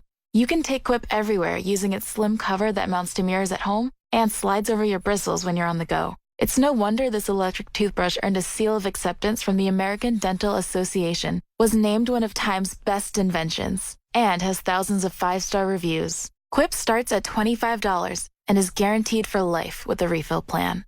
Sign up now at getquip.com/volume. and you'll get your first refill pack free with a Quip electric toothbrush plan.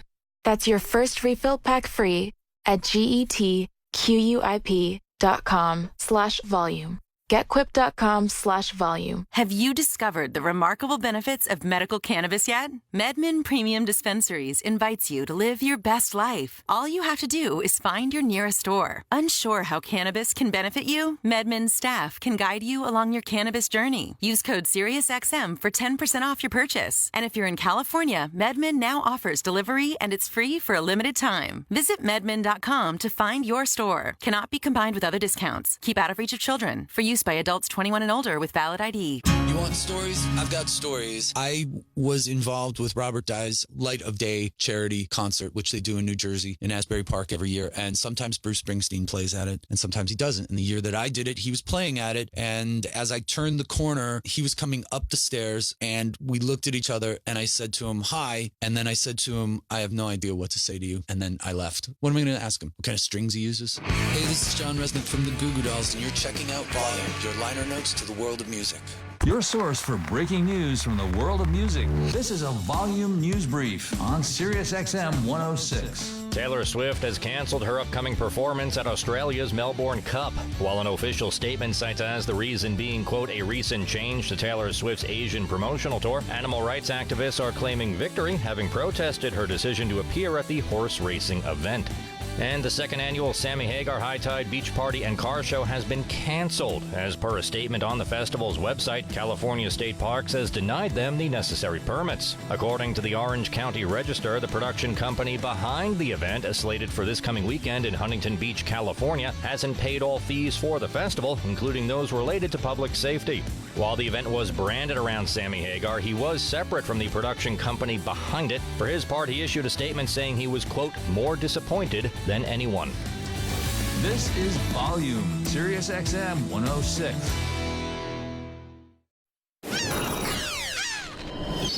Bringing you exclusive celebrity interviews and breaking down the biggest music news from the LA scene and beyond. This is Volume West with Lyndsey Parker, a girl with her own star on the Hollywood Walk of Fame. Sure, she totally drew it herself in lipstick, but it totally counts. Hi, welcome back to Volume West. I'm Lyndsey Parker. I'm here with my new co-host, a new member of the Volume West harem, Davey Havok. Hello. It's been working out so far. I think I'll keep you around. May I stay? You're allowed to stay. For at least another hour? Ditto for you, Alex. We have now Fitz in the Tantrum. So we have Fitz from Fitz in the Tantrum. Should I call you Fitz or should I call you Michael? Fitz. There's too many Michaels in the world. We're old friends, though. I've always called you Fitz. So it's very exciting. We go way back. So this is my first official show with Davey as host. Alex just moved here from New York literally yesterday to become the new producer of the show. Welcome. Welcome to our lovely city. So I wanted to make sure we had a couple bands that really represent this lovely city. So before we had Starcrawler, who are a very exciting, relatively new LA band. And I remember when Fitz and the Tantrums were coming up in LA, and it's already been 10 years because we go back there. If I'm not mistaken, Fitz, I'm the first. I like to be right. I'm not always right. When I'm right, I want to gloat a little bit.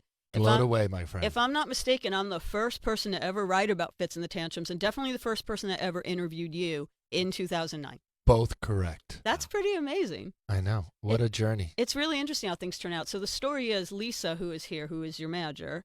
A long time ago, you were working at Warner Brothers at the time, and she sent me this Vimeo video. And she's like, oh, I've started working with this band. I'm managing them. She had the job at Warner Brothers still, and we were friends. And she sent it to me, not like to pitch me or ask me to write, just like, oh, I'm managing this band. Seems like it'd be up your alley. Want to check it out? And I was like, and it was Breaking the Chains of Love, like a private Vimeo link. I'm like, holy crap, this is so good. And I wrote about it then in our, for Yahoo, in our, Breaking Artists to Watch. Oh, Yahoo. Yahoo, I'm still there. When I'm not here, I'm there. Oh, you are? Oh, yeah. Nice. So when, fast forward a month or two later, I'm sitting at Perez Hilton's One Night in Austin party at South by Southwest. One Night in Austin. And I'm sitting next to a guy who looks kind of familiar. And we're smiling, hey, how's it going? And then Lisa walks up. I'm like, oh, I see you've met Fitz. And I was like, no way, you're that guy in that band. So I interviewed you right then and there. That's right. On a flip cam phone. I totally, honestly, 100% remembered that moment. And look at you now. It's 10 all because years later, I can still actually remember. It's all because of me. If I had not been there to do that flip cam interview, who knows what would have happened? You went on to great success. I'm going to take 1/100th% of credit. You can take more than 1/100th. How about 3/100th? Okay, I'll take it. But in all seriousness, no, it's so exciting and warming of the heart to see where the band, it didn't take too long after that before the band exploded, and to see where you're at now, it's really exciting. I know. It's been such a crazy ride for, this December actually will be 11 years, of the band. Yeah, for the band to be grinding it, and, it's funny because people are like, overnight sensation. It's like, overnight who, It's like, yeah, you might in one moment, shoot up, but there's also those years and years of toiling away in total obscurity where nobody gave two. Can I swear on this show? Go right ahead. Where nobody gave two shits about what you were doing. Mm-hmm. What were you playing? You were playing Hotel Cafe, and you were playing were you playing the Strip?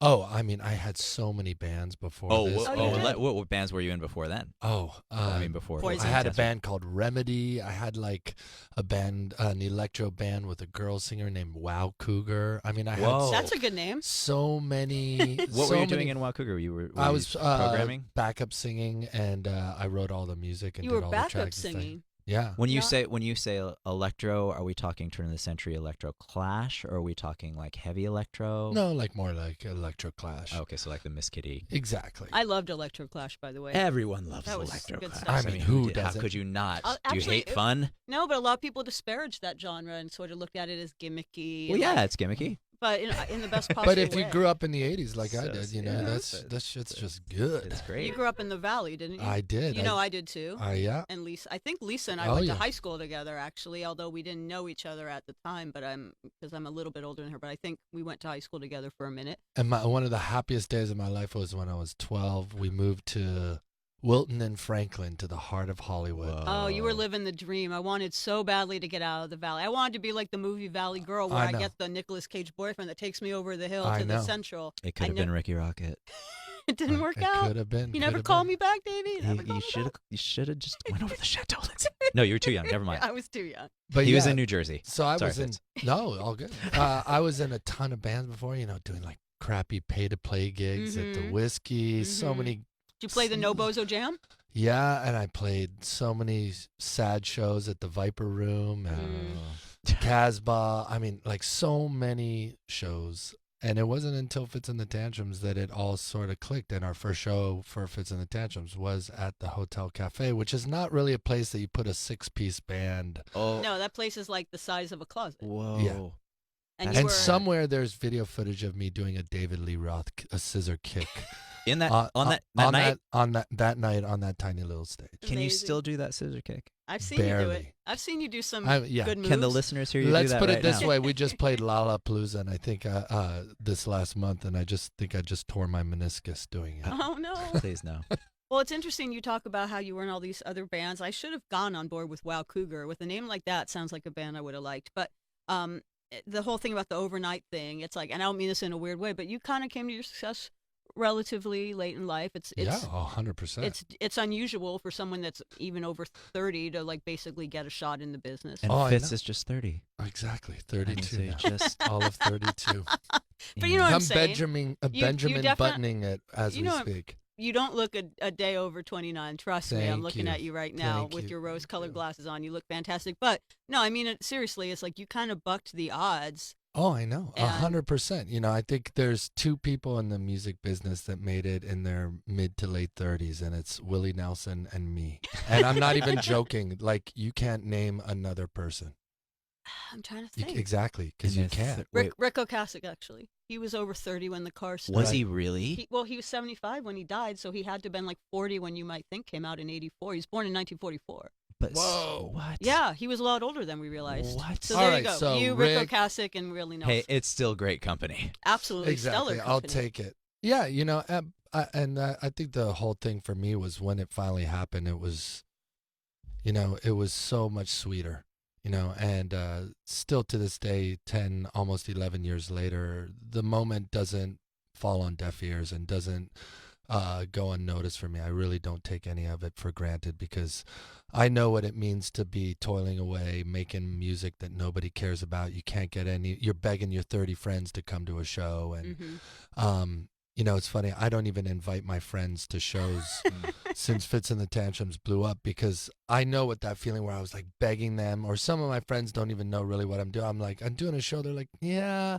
I can maybe. I'm like, whatever. I don't do that anymore. I'm like, if you want to come, just ask me for tickets. I'll hook you up. But that old feeling of like begging people to buy those tickets so you didn't have to buy the rest of them, from the Whiskey gigs and stuff like that. Did you do the flyering thing? Was that still a did it. thing? Yeah, well, and Whiskey used to have that thing where they'd sell you 500 tickets and then you had to go sell them. And if you didn't, you were stuck with the bill. Yeah, I don't know if they still do that in LA. Is that still? It was very much an 80s and 90s thing. Yeah. And then like the Silver Lake thing kind of Destroyed that. Started to rebut against that or rebel against that. But do you think if your success had come earlier in life with one of the other bands, with Wow Cougar, or I just like saying Wow Cougar, I'm just going to keep saying that, or Remedy, or one of the other bands you mentioned, like would you have been, you say it's sweeter to have it happen later, would you have been ready for it if it happened when you were younger? I mean, I might have been ready for it, but I probably would have crashed and burned, and I might have just turned into like the biggest a-hole, bigger than I already am. So. Well, I'm curious about the evolution of your sound because I did go see, I don't know if I was at the very first Hotel Cafe show, but I do remember seeing you at the Hotel Cafe. Yeah. because I of mean, the we fact only that did 2, so I was at one of them, one of the 2, because I do remember the idea, the ludicrous view of seeing like what looked like Arcade Fire in a closet, like all these people. Exactly. But your sound at that time was a little, I guess, more like kind of dap tones-ish. It was a little more like retro soul. 100%. We were kind of, for me, we were even more than, because I always viewed Sharon and the Dap Kings as more of like a purist revival of the 60s sound. And to me, what we were trying to do was more soul music, but through the lens of all those 80s Northern soul bands that did 60s soul music in the 80s through 2000s lens with a hip hop beat, and so that was sort of our take on it. But yeah, that's where we got our start. We had our big first song off that first record, which was called Money Grabber, which really sent us around the world with that first song and kind of put us on the map. And then the second record, which it's called More Than Just a Dream, was way more 80s influenced, new wave influenced. And it was funny because when that record came out, people were like, oh, they're just jumping on the new wave bandwagon. And I'm like, jumping on. I'm like, I am that. That is my wagon. I grew up, I was running the wagon. I grew up in the Valley in the 80s. I was at the Galleria. Fitz, Spandau Ballet? Of course. Jimmy Somerville? Of course. Okay, just making Gold. Sure. And of course, Hall & Oates. Hall & Oates. We've talked about Hall & Oates before, you and me, both on the record and off the record. We're both super fans. I do want to talk to you about when you were on Daryl's house, because that happened early in your career. Yeah. Daryl Hall was really a champion of you from the beginning, I think. Yeah, I mean, that was maybe our first big moment, our big break. I had done an interview with a reporter out of San Francisco, and then a couple weeks later, he interviewed Daryl and said, have you heard of this band Fitz and the Tantrums? This guy singing sounds a lot like you. And I think that kind of piqued his interest enough. And then we got invited to do Live from Daryl's House, which some of you may or may not know, but started out as an internet phenomenon, like TV show only on the internet. And then later on, they syndicated it. So you go out to his house in upstate New York, and you sit there and you play some of your songs and some of his songs. And, for me, growing up, I was a huge H2O fan. Oh, yeah. And I'm looking over, and there's Daryl singing some of our songs, singing my lyrics, and then we're singing one of his songs. We cut the first song. I walk out, and I go into his kitchen, and his mom's sitting there, and she goes, come here, come here. And I come over. She goes, you sound just like my son. And I was like, can I get a witness? Can I get a witness? And the craziest thing is we've done, we just did Kimmel last week. That was like our 5th time doing Kimmel. We've done all the late night, Ellen, Good Morning, all that stuff. The one thing that made maybe more of an impact than any of it was doing live from Daryl's house. Wow. We have fans all over the world. When we went to Australia, all over the world, we still to this day get people that come up and go, I discovered you because of Live from Daryl's House. Well, it's crazy. The people that watch that show are real music fans. True. No diss to the other shows you mentioned, but that's a more like lay person audience. They might be there to watch, an interview with Gwyneth Paltrow or just 100%. It's not a music audience per se, but the Daryl Hall House show is just like real music nerds. Where is it now, the Daryl Hall show? I don't know if he's still doing it or not. I don't know. He has the club in what's the town in northern upstate New York. The place, but I've always wanted to go there. I want to talk to you more about the Valley because, as I famously talk about on the show, I'm from the San Fernando Valley. What high school did you go to? I went to Oakwood in the Valley, which is a private school, and then I left there and went to the first public arts high school in LA called Los Angeles County High School for the Arts. So you went to like the LA version of the Fame School. I did. You're gonna live forever. Yeah, but it was just us smoking weed in the parking lot. That's pretty much it. Did you go to school there with anyone else who was famous? I did, with Anthony Anderson, who's on Blackish and has done a ton of movies and TV and stuff like that. What was her name? Dharma and Greg. Elfman. Yes, Jenna Elfman. Jenna Elfman. She's related to Danny Elfman in some way through marriage. I don't think so, but no, she is through marriage. She's married to someone related to him, like his brother or his uncle. Or something. If you say so. They're not related by blood, but they're in the Elfman extended family. How long has that high school been around? It's been around for like 20 plus years. Okay, so it wasn't around in the 70s and 80s. No. Were you doing music at the school? Yeah, I was in the Was it singing like program. hot lunch jam, like in the cafeteria? You know, what's funny was that for me, like I came from this kind of privileged private school, which was just all white, Jewish industry. I was the only non-Jew in my whole school. I went to like 60 bar mitzvahs and bat mitzvahs growing up. Bar mitzvahs and bat mitzvahs I had were the my scene. first drunk was on Manischewitz wine. I had my own yarmulke collection. All I wanted to be was Jewish so badly, and yet my name is Michael Sean Fitzpatrick. I had a so bat it wasn't mitzvah. in my destiny. And then I leave there and I go to this school that is completely mixed race, is all different kinds of economic backgrounds. And that was the first time. And I showed up there, and, you know, when I was at Oakwood, all the kids were getting BMWs for their 16th birthday, and my parents were like, no. We're going to give you your mom's crappy 10-year-old Renault station wagon. Still a car. There you go. Exactly. And then I leave there, and I go to this other school, and they're like, you have a car? Yeah. And that was for me, was such a kick in the ass and a wake-up. And so when I went there, they were like, oh, who's this privileged white boy, rich kid, you know? And the only thing that saved me was that I could dance. Oh, and obviously that's worked out for you. Yeah. Can I tell you? Oh, sorry. No, and then so when I was in that singing program, it was all these kids. They were literally like already had beards and sang like Luther Vandross. And then I was this skinny little white boy with his voice cracking. And so I just sang in chorus, and all these other kids were just nailing it. They could do runs for days. And I was just so intimidated by their vocal ability that it was only in college that I really kind of started to like fully sing outside of being in the chorus, you know. Oh wow, I had a bat mitzvah because I'll tell you the story real quick. So I'm a half Jew, as they say. My mother is Jewish, my father is not. So then you're all. That's what they say. But I didn't grow up religiously because of that. But my grandmother on my mother's side is a bit religious. So I didn't go to Hebrew school. I did not go to synagogue. I celebrated Christmas. We celebrated Easter, all that.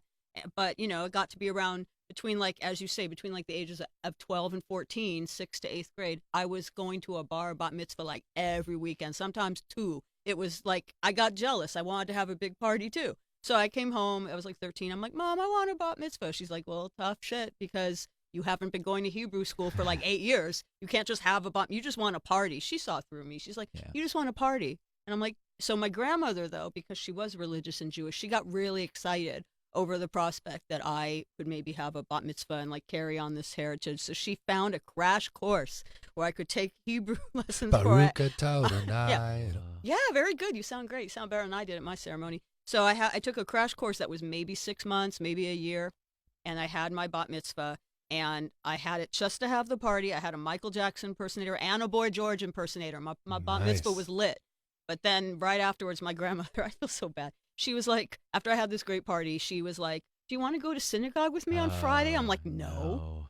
I had my bat mitzvah. I crammed for the test. You could have at least given her that one. It was like cramming for a test. Like the minute I had my bat mitzvah, I could not read or sing a lick of Hebrew.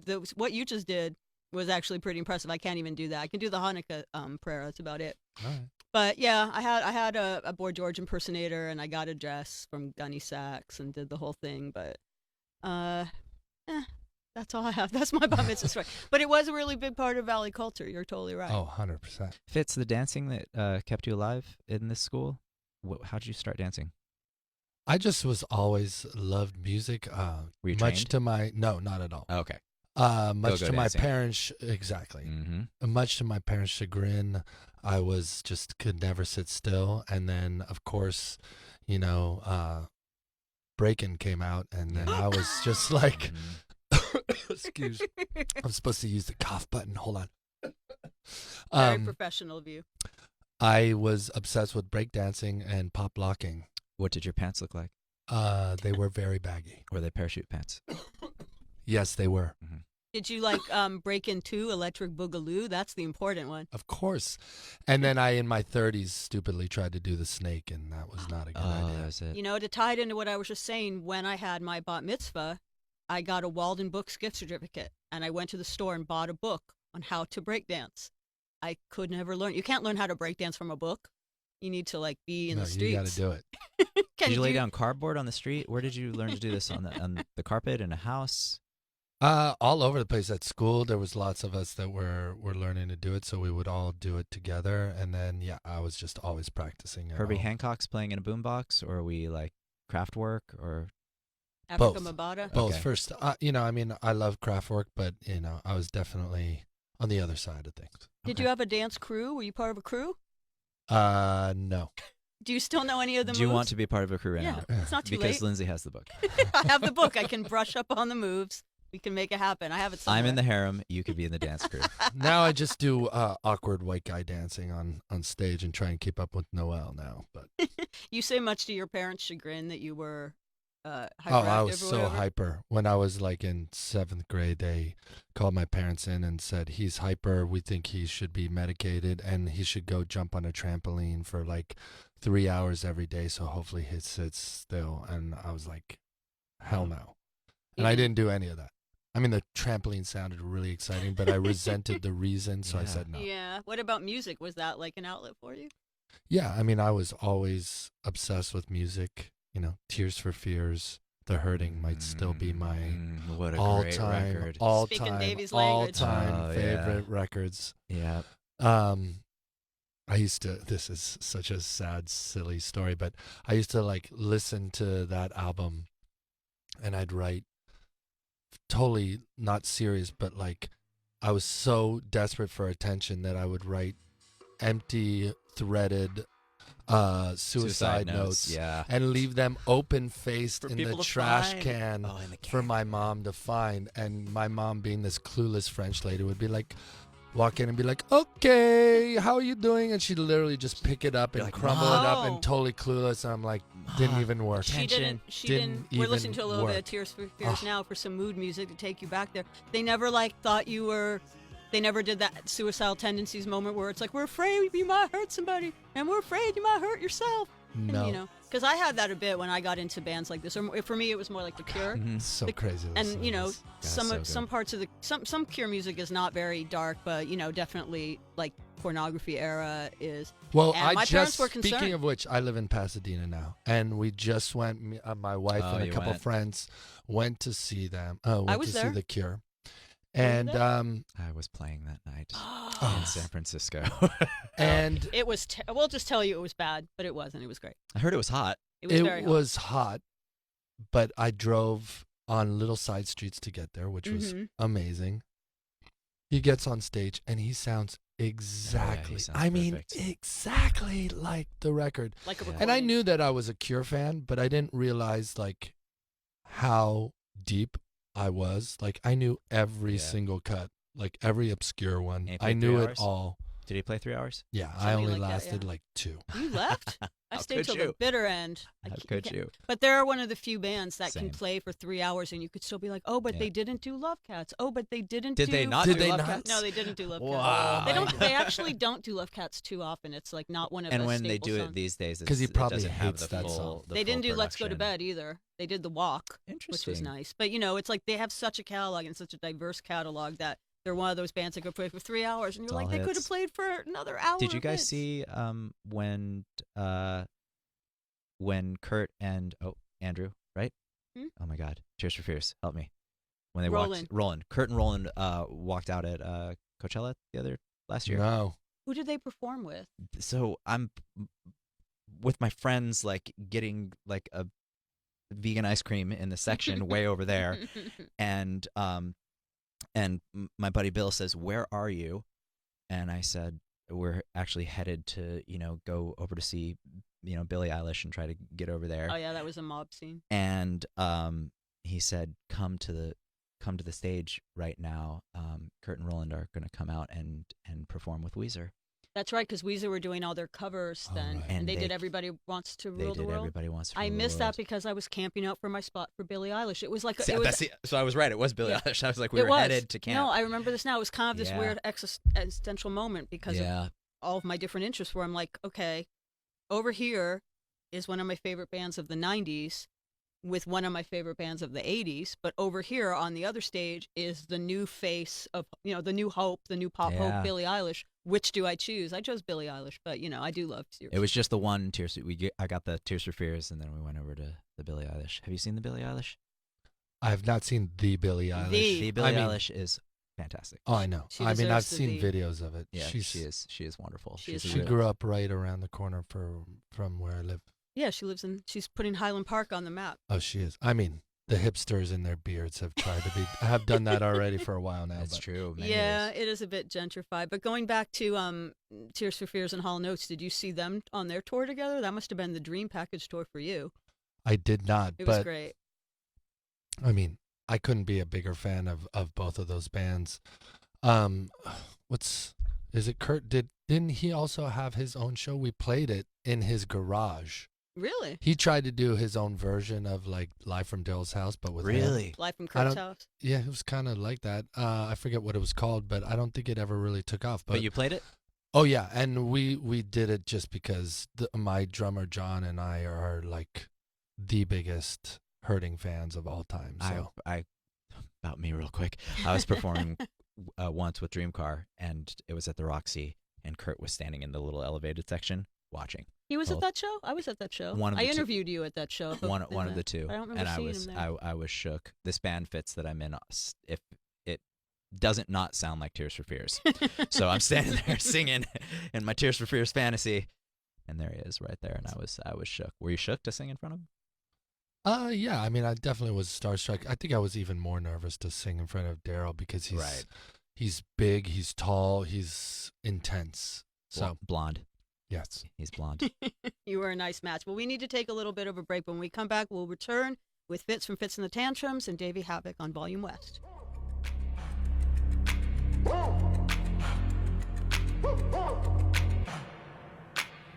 It comes and goes. We're out here chasing a feeling. Up high, down low. We go from the floor to the ceiling. We fly, we fall. We get back up and try again. Some do, some don't. Some will. Stay tuned. There's much more with Lyndsey Parker. Live from the City of Angels on Volume West, SiriusXM 106.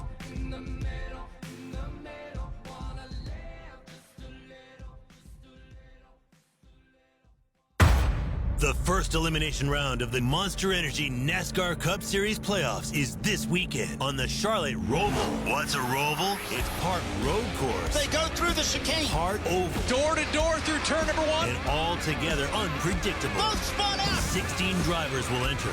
12 will remain in title contention when the checkers wave. The Bank of America Roval 400, Sunday at 1:30 p.m. Eastern on SiriusXM NASCAR Radio, Channel 90.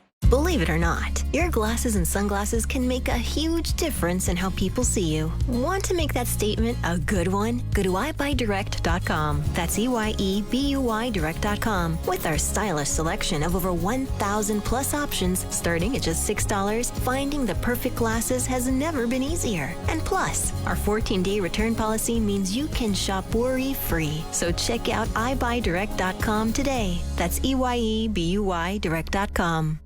If you need anything from a simple home repair to a major remodel, you need to know about Home Advisor. It's a totally free service that instantly connects you with top local service pros.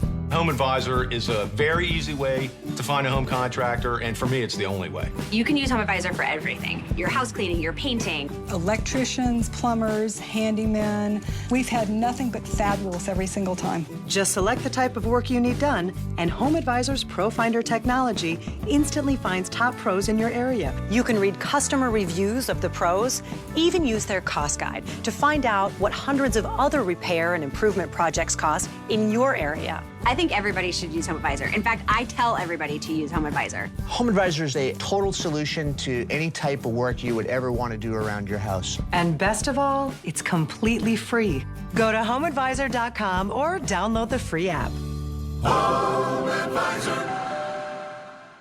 CBS Tonight. It's the series premiere of All Rise. LA's newest Superior Court judge is changing the system. When I take the bench, I'm taking a vow to fight for justice. One case at a time. Your Honor. We're going to trial. Simone Missick is Judge Laura Carmichael. Up on that bench. Everything is different. The series premiere of All Rise. Freedom is at stake. It's important. Followed by the season premiere of Bull. CBS Tonight. Liam Gallagher here, and this is where the music conversation lives. Volume Sirius XM 106.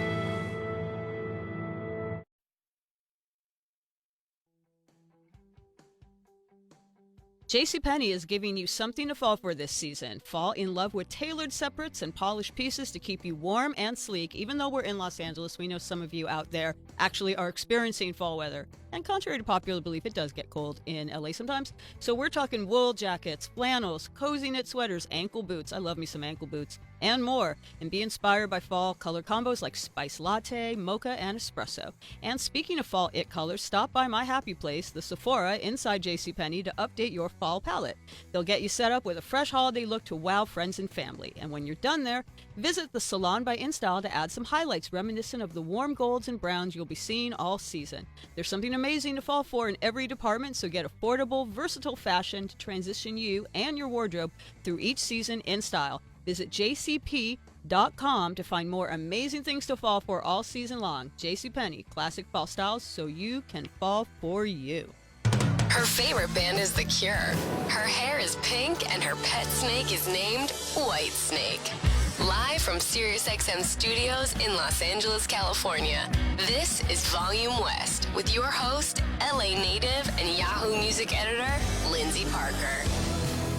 Welcome back to Volume West. I'm Lyndsey. I'm here with my co-host Davey Havok, and joining us in the studio is Fitz from Fitz and the Tantrums, a fellow Valley boy. Yeah, that's right. We go way back, 818. It wasn't the 818 then, though. It was still 213. I know. Isn't it sad that we have like nostalgia and then for it area became codes? 818, and then I moved to Hollywood. And you were 323. 323. And no one outside of LA cares about this conversation at all. But we started when the Valley was kind of like, I don't know, it was kind of like for a minute like a hip place to be. There were movies about us, songs about us. Frank Zappa was singing about us. Oh, do you want me to go deep on you? You're going to lose your friggin' mind. Go right now. ahead. Okay, so I was in carpool with Carney and Wilson. Carney and Wendy. Wendy, thank you. And I was in carpool with Moon. Really? Whoa. So we're driving in car, and she's like, my dad and I just recorded this song. Here's this song. No way.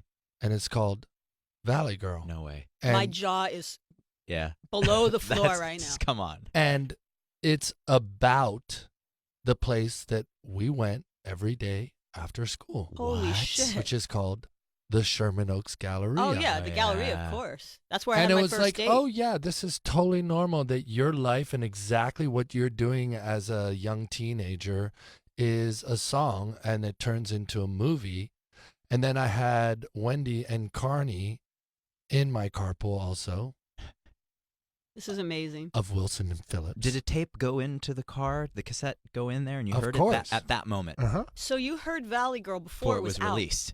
Like a demo and of then it? it was like the next day we're driving, and there was on K-Rock. No Did way. you get at your young age the fact that it wasn't really a flattering song, that it was sort of making fun of the Valley and people at your school? Because I didn't necessarily get it kind of, then. but the truth be told, we all were kind of that person anyways. It wasn't that much of a, I think it was more Frank's take on looking at his daughter and all her friends, you know? Yeah, and then I had Carney and Wendy dropping off with this like mysterious dad that we never saw. Wow. So you never met Brian Wilson when you were a kid? No. Oh, wow. You know, my first date was at the Galleria. Oh, Literally. nice. It was a good date. We went to the arcade time zone. Remember that? I was there every day. What'd you play? Pac-Man or Ms. Pac-Man were always my jam. I'm really good at Ms. Pac-Man. It's like the only one. Or I'm pretty good at Pac-Man, I gotta Burger say. Time. Burger Time was that's my one of my jam. games too. Whoa, same. Kangaroo. Do you remember Kangaroo? Same, of course. What happened? You never see Kangaroo anywhere. It wasn't one of the big manufacturers. It was I don't good. It think, was Kangaroo. cute. It was kangaroos jumping around. Although it might have been Coleco. I think it was Coleco because it was sort of that same thing, like, you know, Donkey Kong style format. Anyway. Yeah. We went shopping at like the record store there for Duran Duran posters. I completely liked him only because he was like the only boy I knew also liked Duran Duran. What was his name? His name was Corey. Corey what? I don't remember if he's listening, Corey. No, she doesn't remember. We were Corey. definitely walking around that mall at the same time. It was a moment. It was a moment in pop culture for sure. And I'll tell you, I love Duran Duran. So yeah, me too. What's your favorite? I have a theory that, not to name drop, but the drummer of Interpol had a theory about which Duran Duran records boys tended to like more than girls. So what was your favorite Duran Duran album? Oh, I mean, if I could... really? No, if you had to pick one, what's your favorite? I want to see if this theory's right. If you have to pick one, Rio. Okay, that wasn't his theory. What about you? If I could only remember the titles of the They're the album. self-titled Rio, right. 7 and the Ragged Tiger. I'm sure it's not Liberty or Medazzaland. There's the wedding album. Might be the wedding album. Okay, well, this guy's theory, Sam from Interpol, his theory was that male fans tend to like the first album more, and women like the Rio album more because the Rio album's more like romantic. It's a struggle. It's a struggle. The first album's great, but I mean, you're struggling. But you're talking to a guy who loved Spandau Ballet. So same. I loved all those albums equal. Absolutely. Well, here's another thing. I actually asked Mark McGrath this when he was on. If you have to choose, Fitz, Power Station or Arcadia? It's another struggle. You got to choose. I know where I stand on that side. Power Station. Okay, I should say Power Station because someone who frequently hosts this show is Michael DeBar. True. Who was the singer of Power Station after Robert Palmer left. But he's not on today, so I will admit I prefer Arcadia. Again, for the same probably reasons I prefer Rio. More lavish, more swoony. I can't even remember the power. So I didn't have either record, admittedly, but I can't remember the Power Station hit that wasn't T-Rex. Some Like It Hot. Oh, now of course I remember it. Yes, of course. When the heat is on. But you know, Arcadia had a song. Like it hot. There you go. You know. But I prefer the Arcadia song. Yeah, it had Grace Jones on it. I prefer the Arcadia songs. That's all I got though.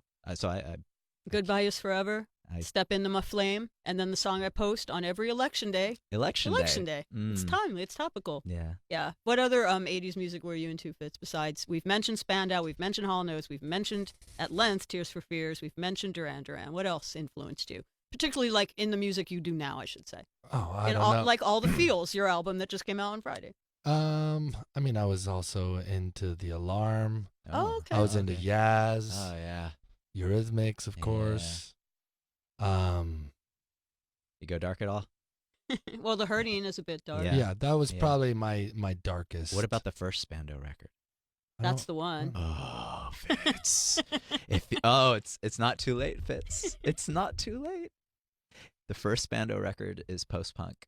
It's like it's post-punk, new romantic. It's before it gets really soul. It fits closer to The Hurting and say like, I don't know if you ever listened to the Modern English records. Of course. The first two Modern English records, it lives closer to that. Okay. But with more melody. Well, I mean, do you not know?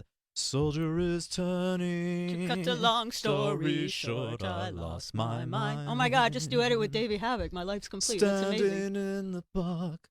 I was waiting for a man to come. You don't know this one? Oh, I think I do. Beautiful it's so good. And clean. It's a very, very young. I can't. But I also love Alex is just like shut up. A lot of dance music from that.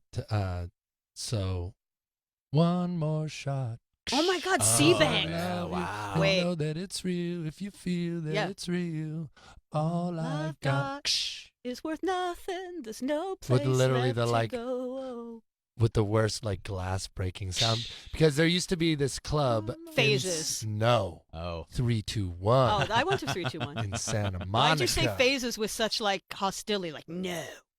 Because it was in Canoga because Park? it wasn't the 3, answer. 2, 1. 3, 2, 1. Well, Phases was the one I could get to by bus, by RTD, and Phases might as well have been Studio 54 to me when I was 14. It was a club were they all ages, or were you guys sneaking in? There were a lot of all ages dancers. Yeah, I remember that. Which was crazy was that my mom was literally dropping me off at a club at like 13. Me too. Wow. Because they were all ages clubs that didn't serve alcohol, so she felt like it was a safe place. It kind of was. Kind of wasn't. They served Quaaludes instead. Phases sold amyl nitrate at the bar. Oh, yeah, that's a good because party. that was legal to sell to a 14-year-old, but like a Jack and Coke was not. So people, like children, high schoolers. Oh, it was before amyl was what's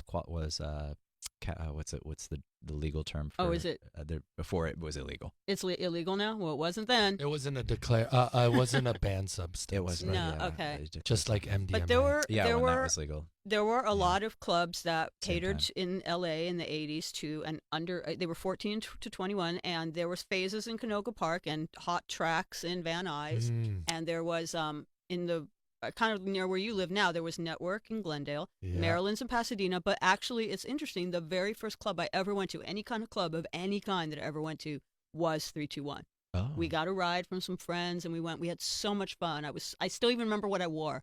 I was so excited to be there. It was a good club. Well, I was trying to go for an if you must know, what's Lyndsey wearing? I was trying to go for an Annabelle the Wind look, so I was Okay. wearing like 5 layered tank tops, like 4 like kind of wannabe Vivienne Westwood belts, Was like she some heavy? pantaloons. Okay. You know, I was kind of trying to look for this ragamuffin Yep. like look, but yeah, that was an important club, and you know that's the first time Wham ever performed at all was at 321. Were you there? No, but after I'm not surprised. After Wow. George Michael passed away, Richard Blade posted something about he had a photo from that night. Wow. On K-Rock, obviously we grew up with K-Rock. He Check had the fish.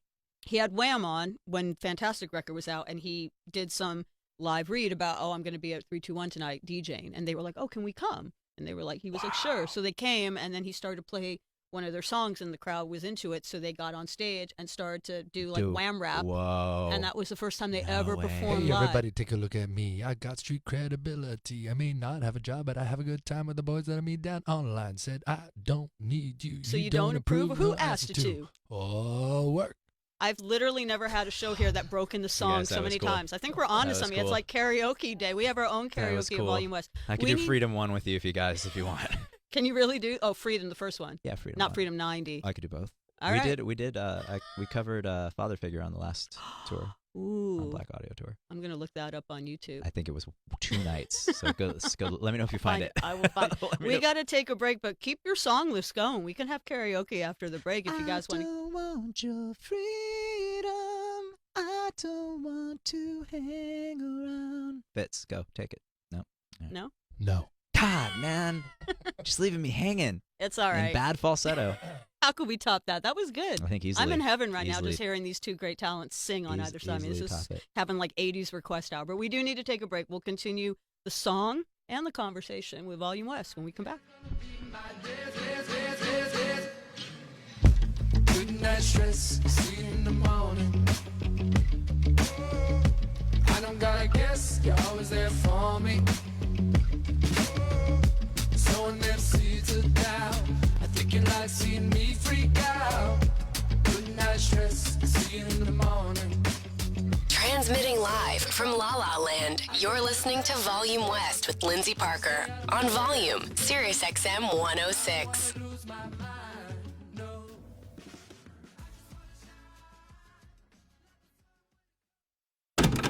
Paying tribute to the greatest moments in music. This is a Volume Playback. On this day, September 23rd, back in 1977, Steely Dan released their 6th studio album, Asia. In 1980, Bob Marley played his final scheduled concert in Pittsburgh. He would die less than 8 months later of cancer. In 1982, Billy Joel released his 8th studio album titled The Nylon Curtain. And in 2010, Sesame Street decided not to air on TV a segment film with pop star Katy Perry and Elmo. The clip had been posted online, and parents complained about the abundance of cleavage Perry displayed in the piece. Katy would later poke fun at the controversy on an episode of Saturday Night Live. Today's birthdays include Ray Charles and Bruce Springsteen. Woohoo! This is a Volume Playback. We remember so you never forget. Volume presents a special Artist Confidential with Rock and Roll Hall of Fame keyboardist Rick Wakeman. Hear Rick perform a few songs and talk about his legendary career, his grumpy old rock star tour, and share stories of his experiences as a member of Yes. We argued over so many different things over the music, and yet the interesting thing was we always ended up where we wanted to end up, but they were quite vitriolic, some of the arguments. Volume presents an Artist Confidential with Rick Wakeman, hosted by David Frick, Wednesday at 7 p.m. East. On Volume, Channel 106. Vein Clinics of America wants to know, when's the last time you felt comfortable in your own skin? Are you kidding me? I haven't worn shorts in years. Every summer, I'm the only guy on the beach wearing long pants. Wearing slacks to hide my compression hose sure doesn't make me feel any younger. Listen, you're not alone. Many men and women are embarrassed about their bulging varicose and spider veins, not to mention the pain and how uncomfortable they make you feel. I would get home from work and my legs were swollen and throbbing. Why deal with this any longer? Let Vein Clinics of America help you discover discover healthy, better-looking legs. For over 35 years, Vein Clinics of America has been the leading expert in the minimally invasive treatment of vein disease. Imagine wearing a swimsuit or shorts with confidence and getting back to normal activities. It's time to feel comfortable in your own skin again. VCA accepts most major insurance plans. Call now to see if you qualify for a free consultation. Call 800-303-8900. 800-303-8900. That's 800-303-8900. Life insurance. For most of us, it's not something we prioritize. Maybe because we don't want to think about a world without, well, us. About how our loved ones would fare should we no longer be around to take care of things like the mortgage, college tuition, grocery bills. But unfortunately, too many of us pass without securing the financial future of our families, which is why there's Ethos. Ethos is a new kind of life insurance company. It believes life insurance should be affordable and accessible for everyone.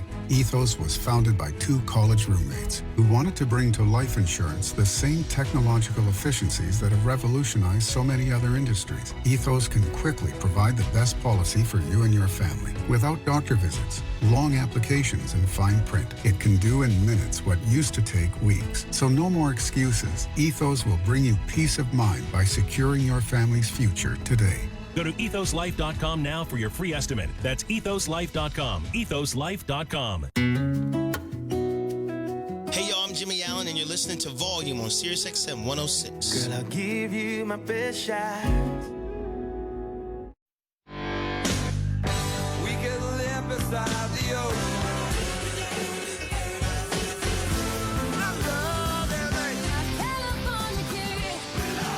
Live from SiriusXM Studios in Los Angeles, California, this is Volume West with your host, Yahoo Music Editor, Lyndsey Parker.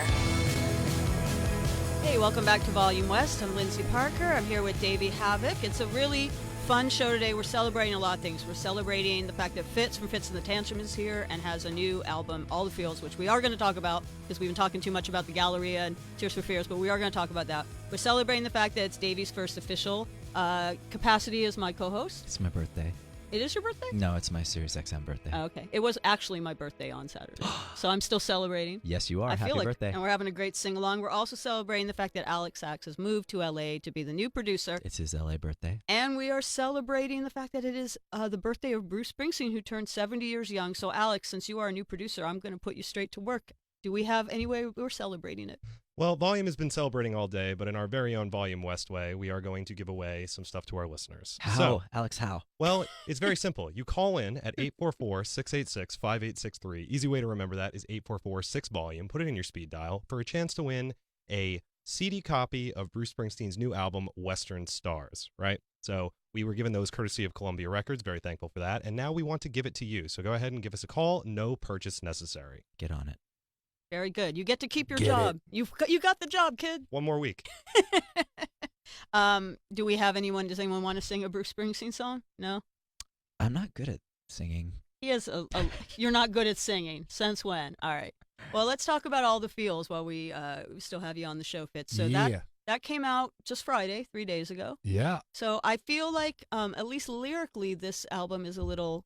We were talking about dark music like Tears for Fears and The Hurting. It's a little darker than what I usually expect from you guys. Would you say?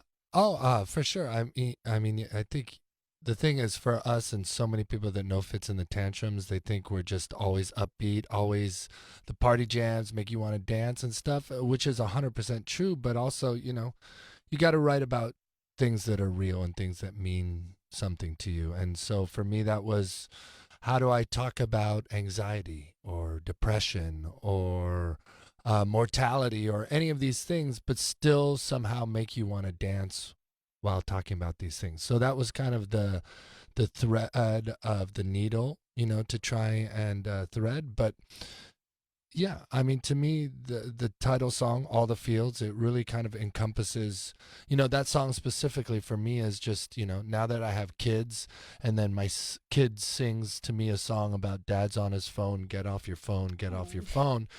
It just sort of like was a wake-up call for me, and just this idea or this concept that everywhere I look, myself, everyone around me, we're all looking down at these devices. And I just want to aspire to more connection for myself with my own humanity, with my own family, with my friends, with my life, because we all only get one ride, right? Mm-hmm.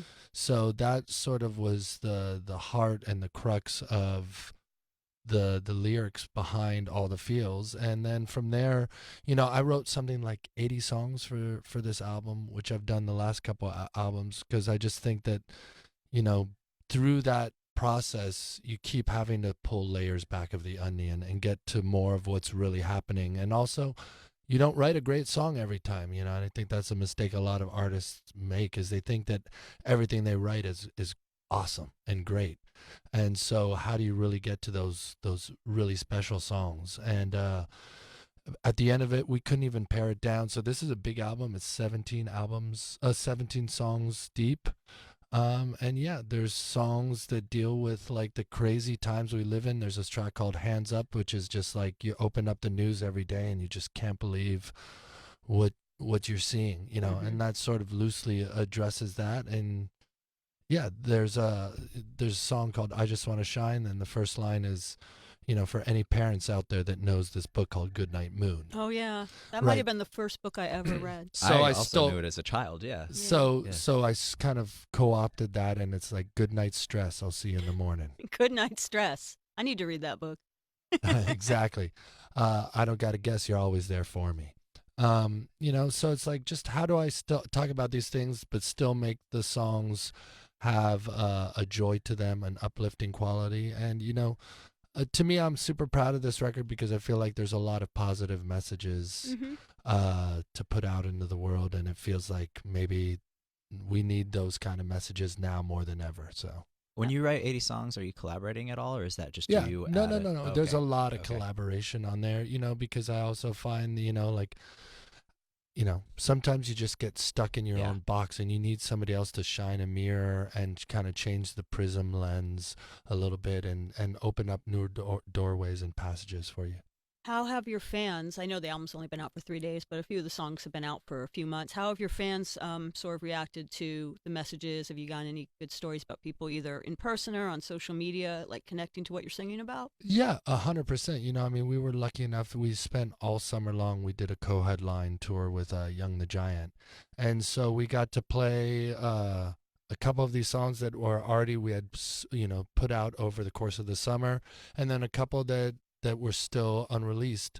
And the reaction was amazing. We were just up in Sacramento last week or something doing a show up there, and there's a song called I Need Help. And just for me as a man in this world, especially if you're raised kind of by robots like I was, which is like, don't Raised ask by for help. robots. Well, just people that are kind of stoic and not very emotive, Mm-hmm. It's like, how do you learn to lean on your friends when things are hard, or to show vulnerability and to ask for help when you need it, And this woman came up to me and was just saying how much that song meant to her and how much it was her anthem right now because she was going through a hard time. And I think a lot of times as artists too, you kind of forget that your songs you write, that they have an impact, and they kind of have an impact even way beyond what you might have hoped for them. Another example, Hand Clap was such a huge song for us, and then we got an email from this couple saying, our daughter was very ill this last year. She spent most of the last year in the hospital, and we just want you to know that Hand Clap was her jam, was her her anthem to get through being in the hospital for like 8 months. Can we meet you when you come to do your show? I believe it was in Texas. I can't remember now. And so we're like, of course. And this mom and dad come and they bring their daughter. And, it's like every time I tell this story, I like have to hold back because it makes me want to cry, especially now that I have kids. They just, their gratitude towards us as a band to say thank you for giving us this thing that meant so much to us and to our daughter and helped us get through this time. And that's the moment where you go like, oh, you're so in your own head, and sometimes you just look in and be like, how's the song doing and all this stuff, and it's like, that shit doesn't matter. It's like, this is what's real, and you make music to have it be heard. And to see those connections made, or to have this woman last week come up and talk about how much I Need Help meant to her, You know, I mean, those are the magic things that you hold on to and why you do what you do.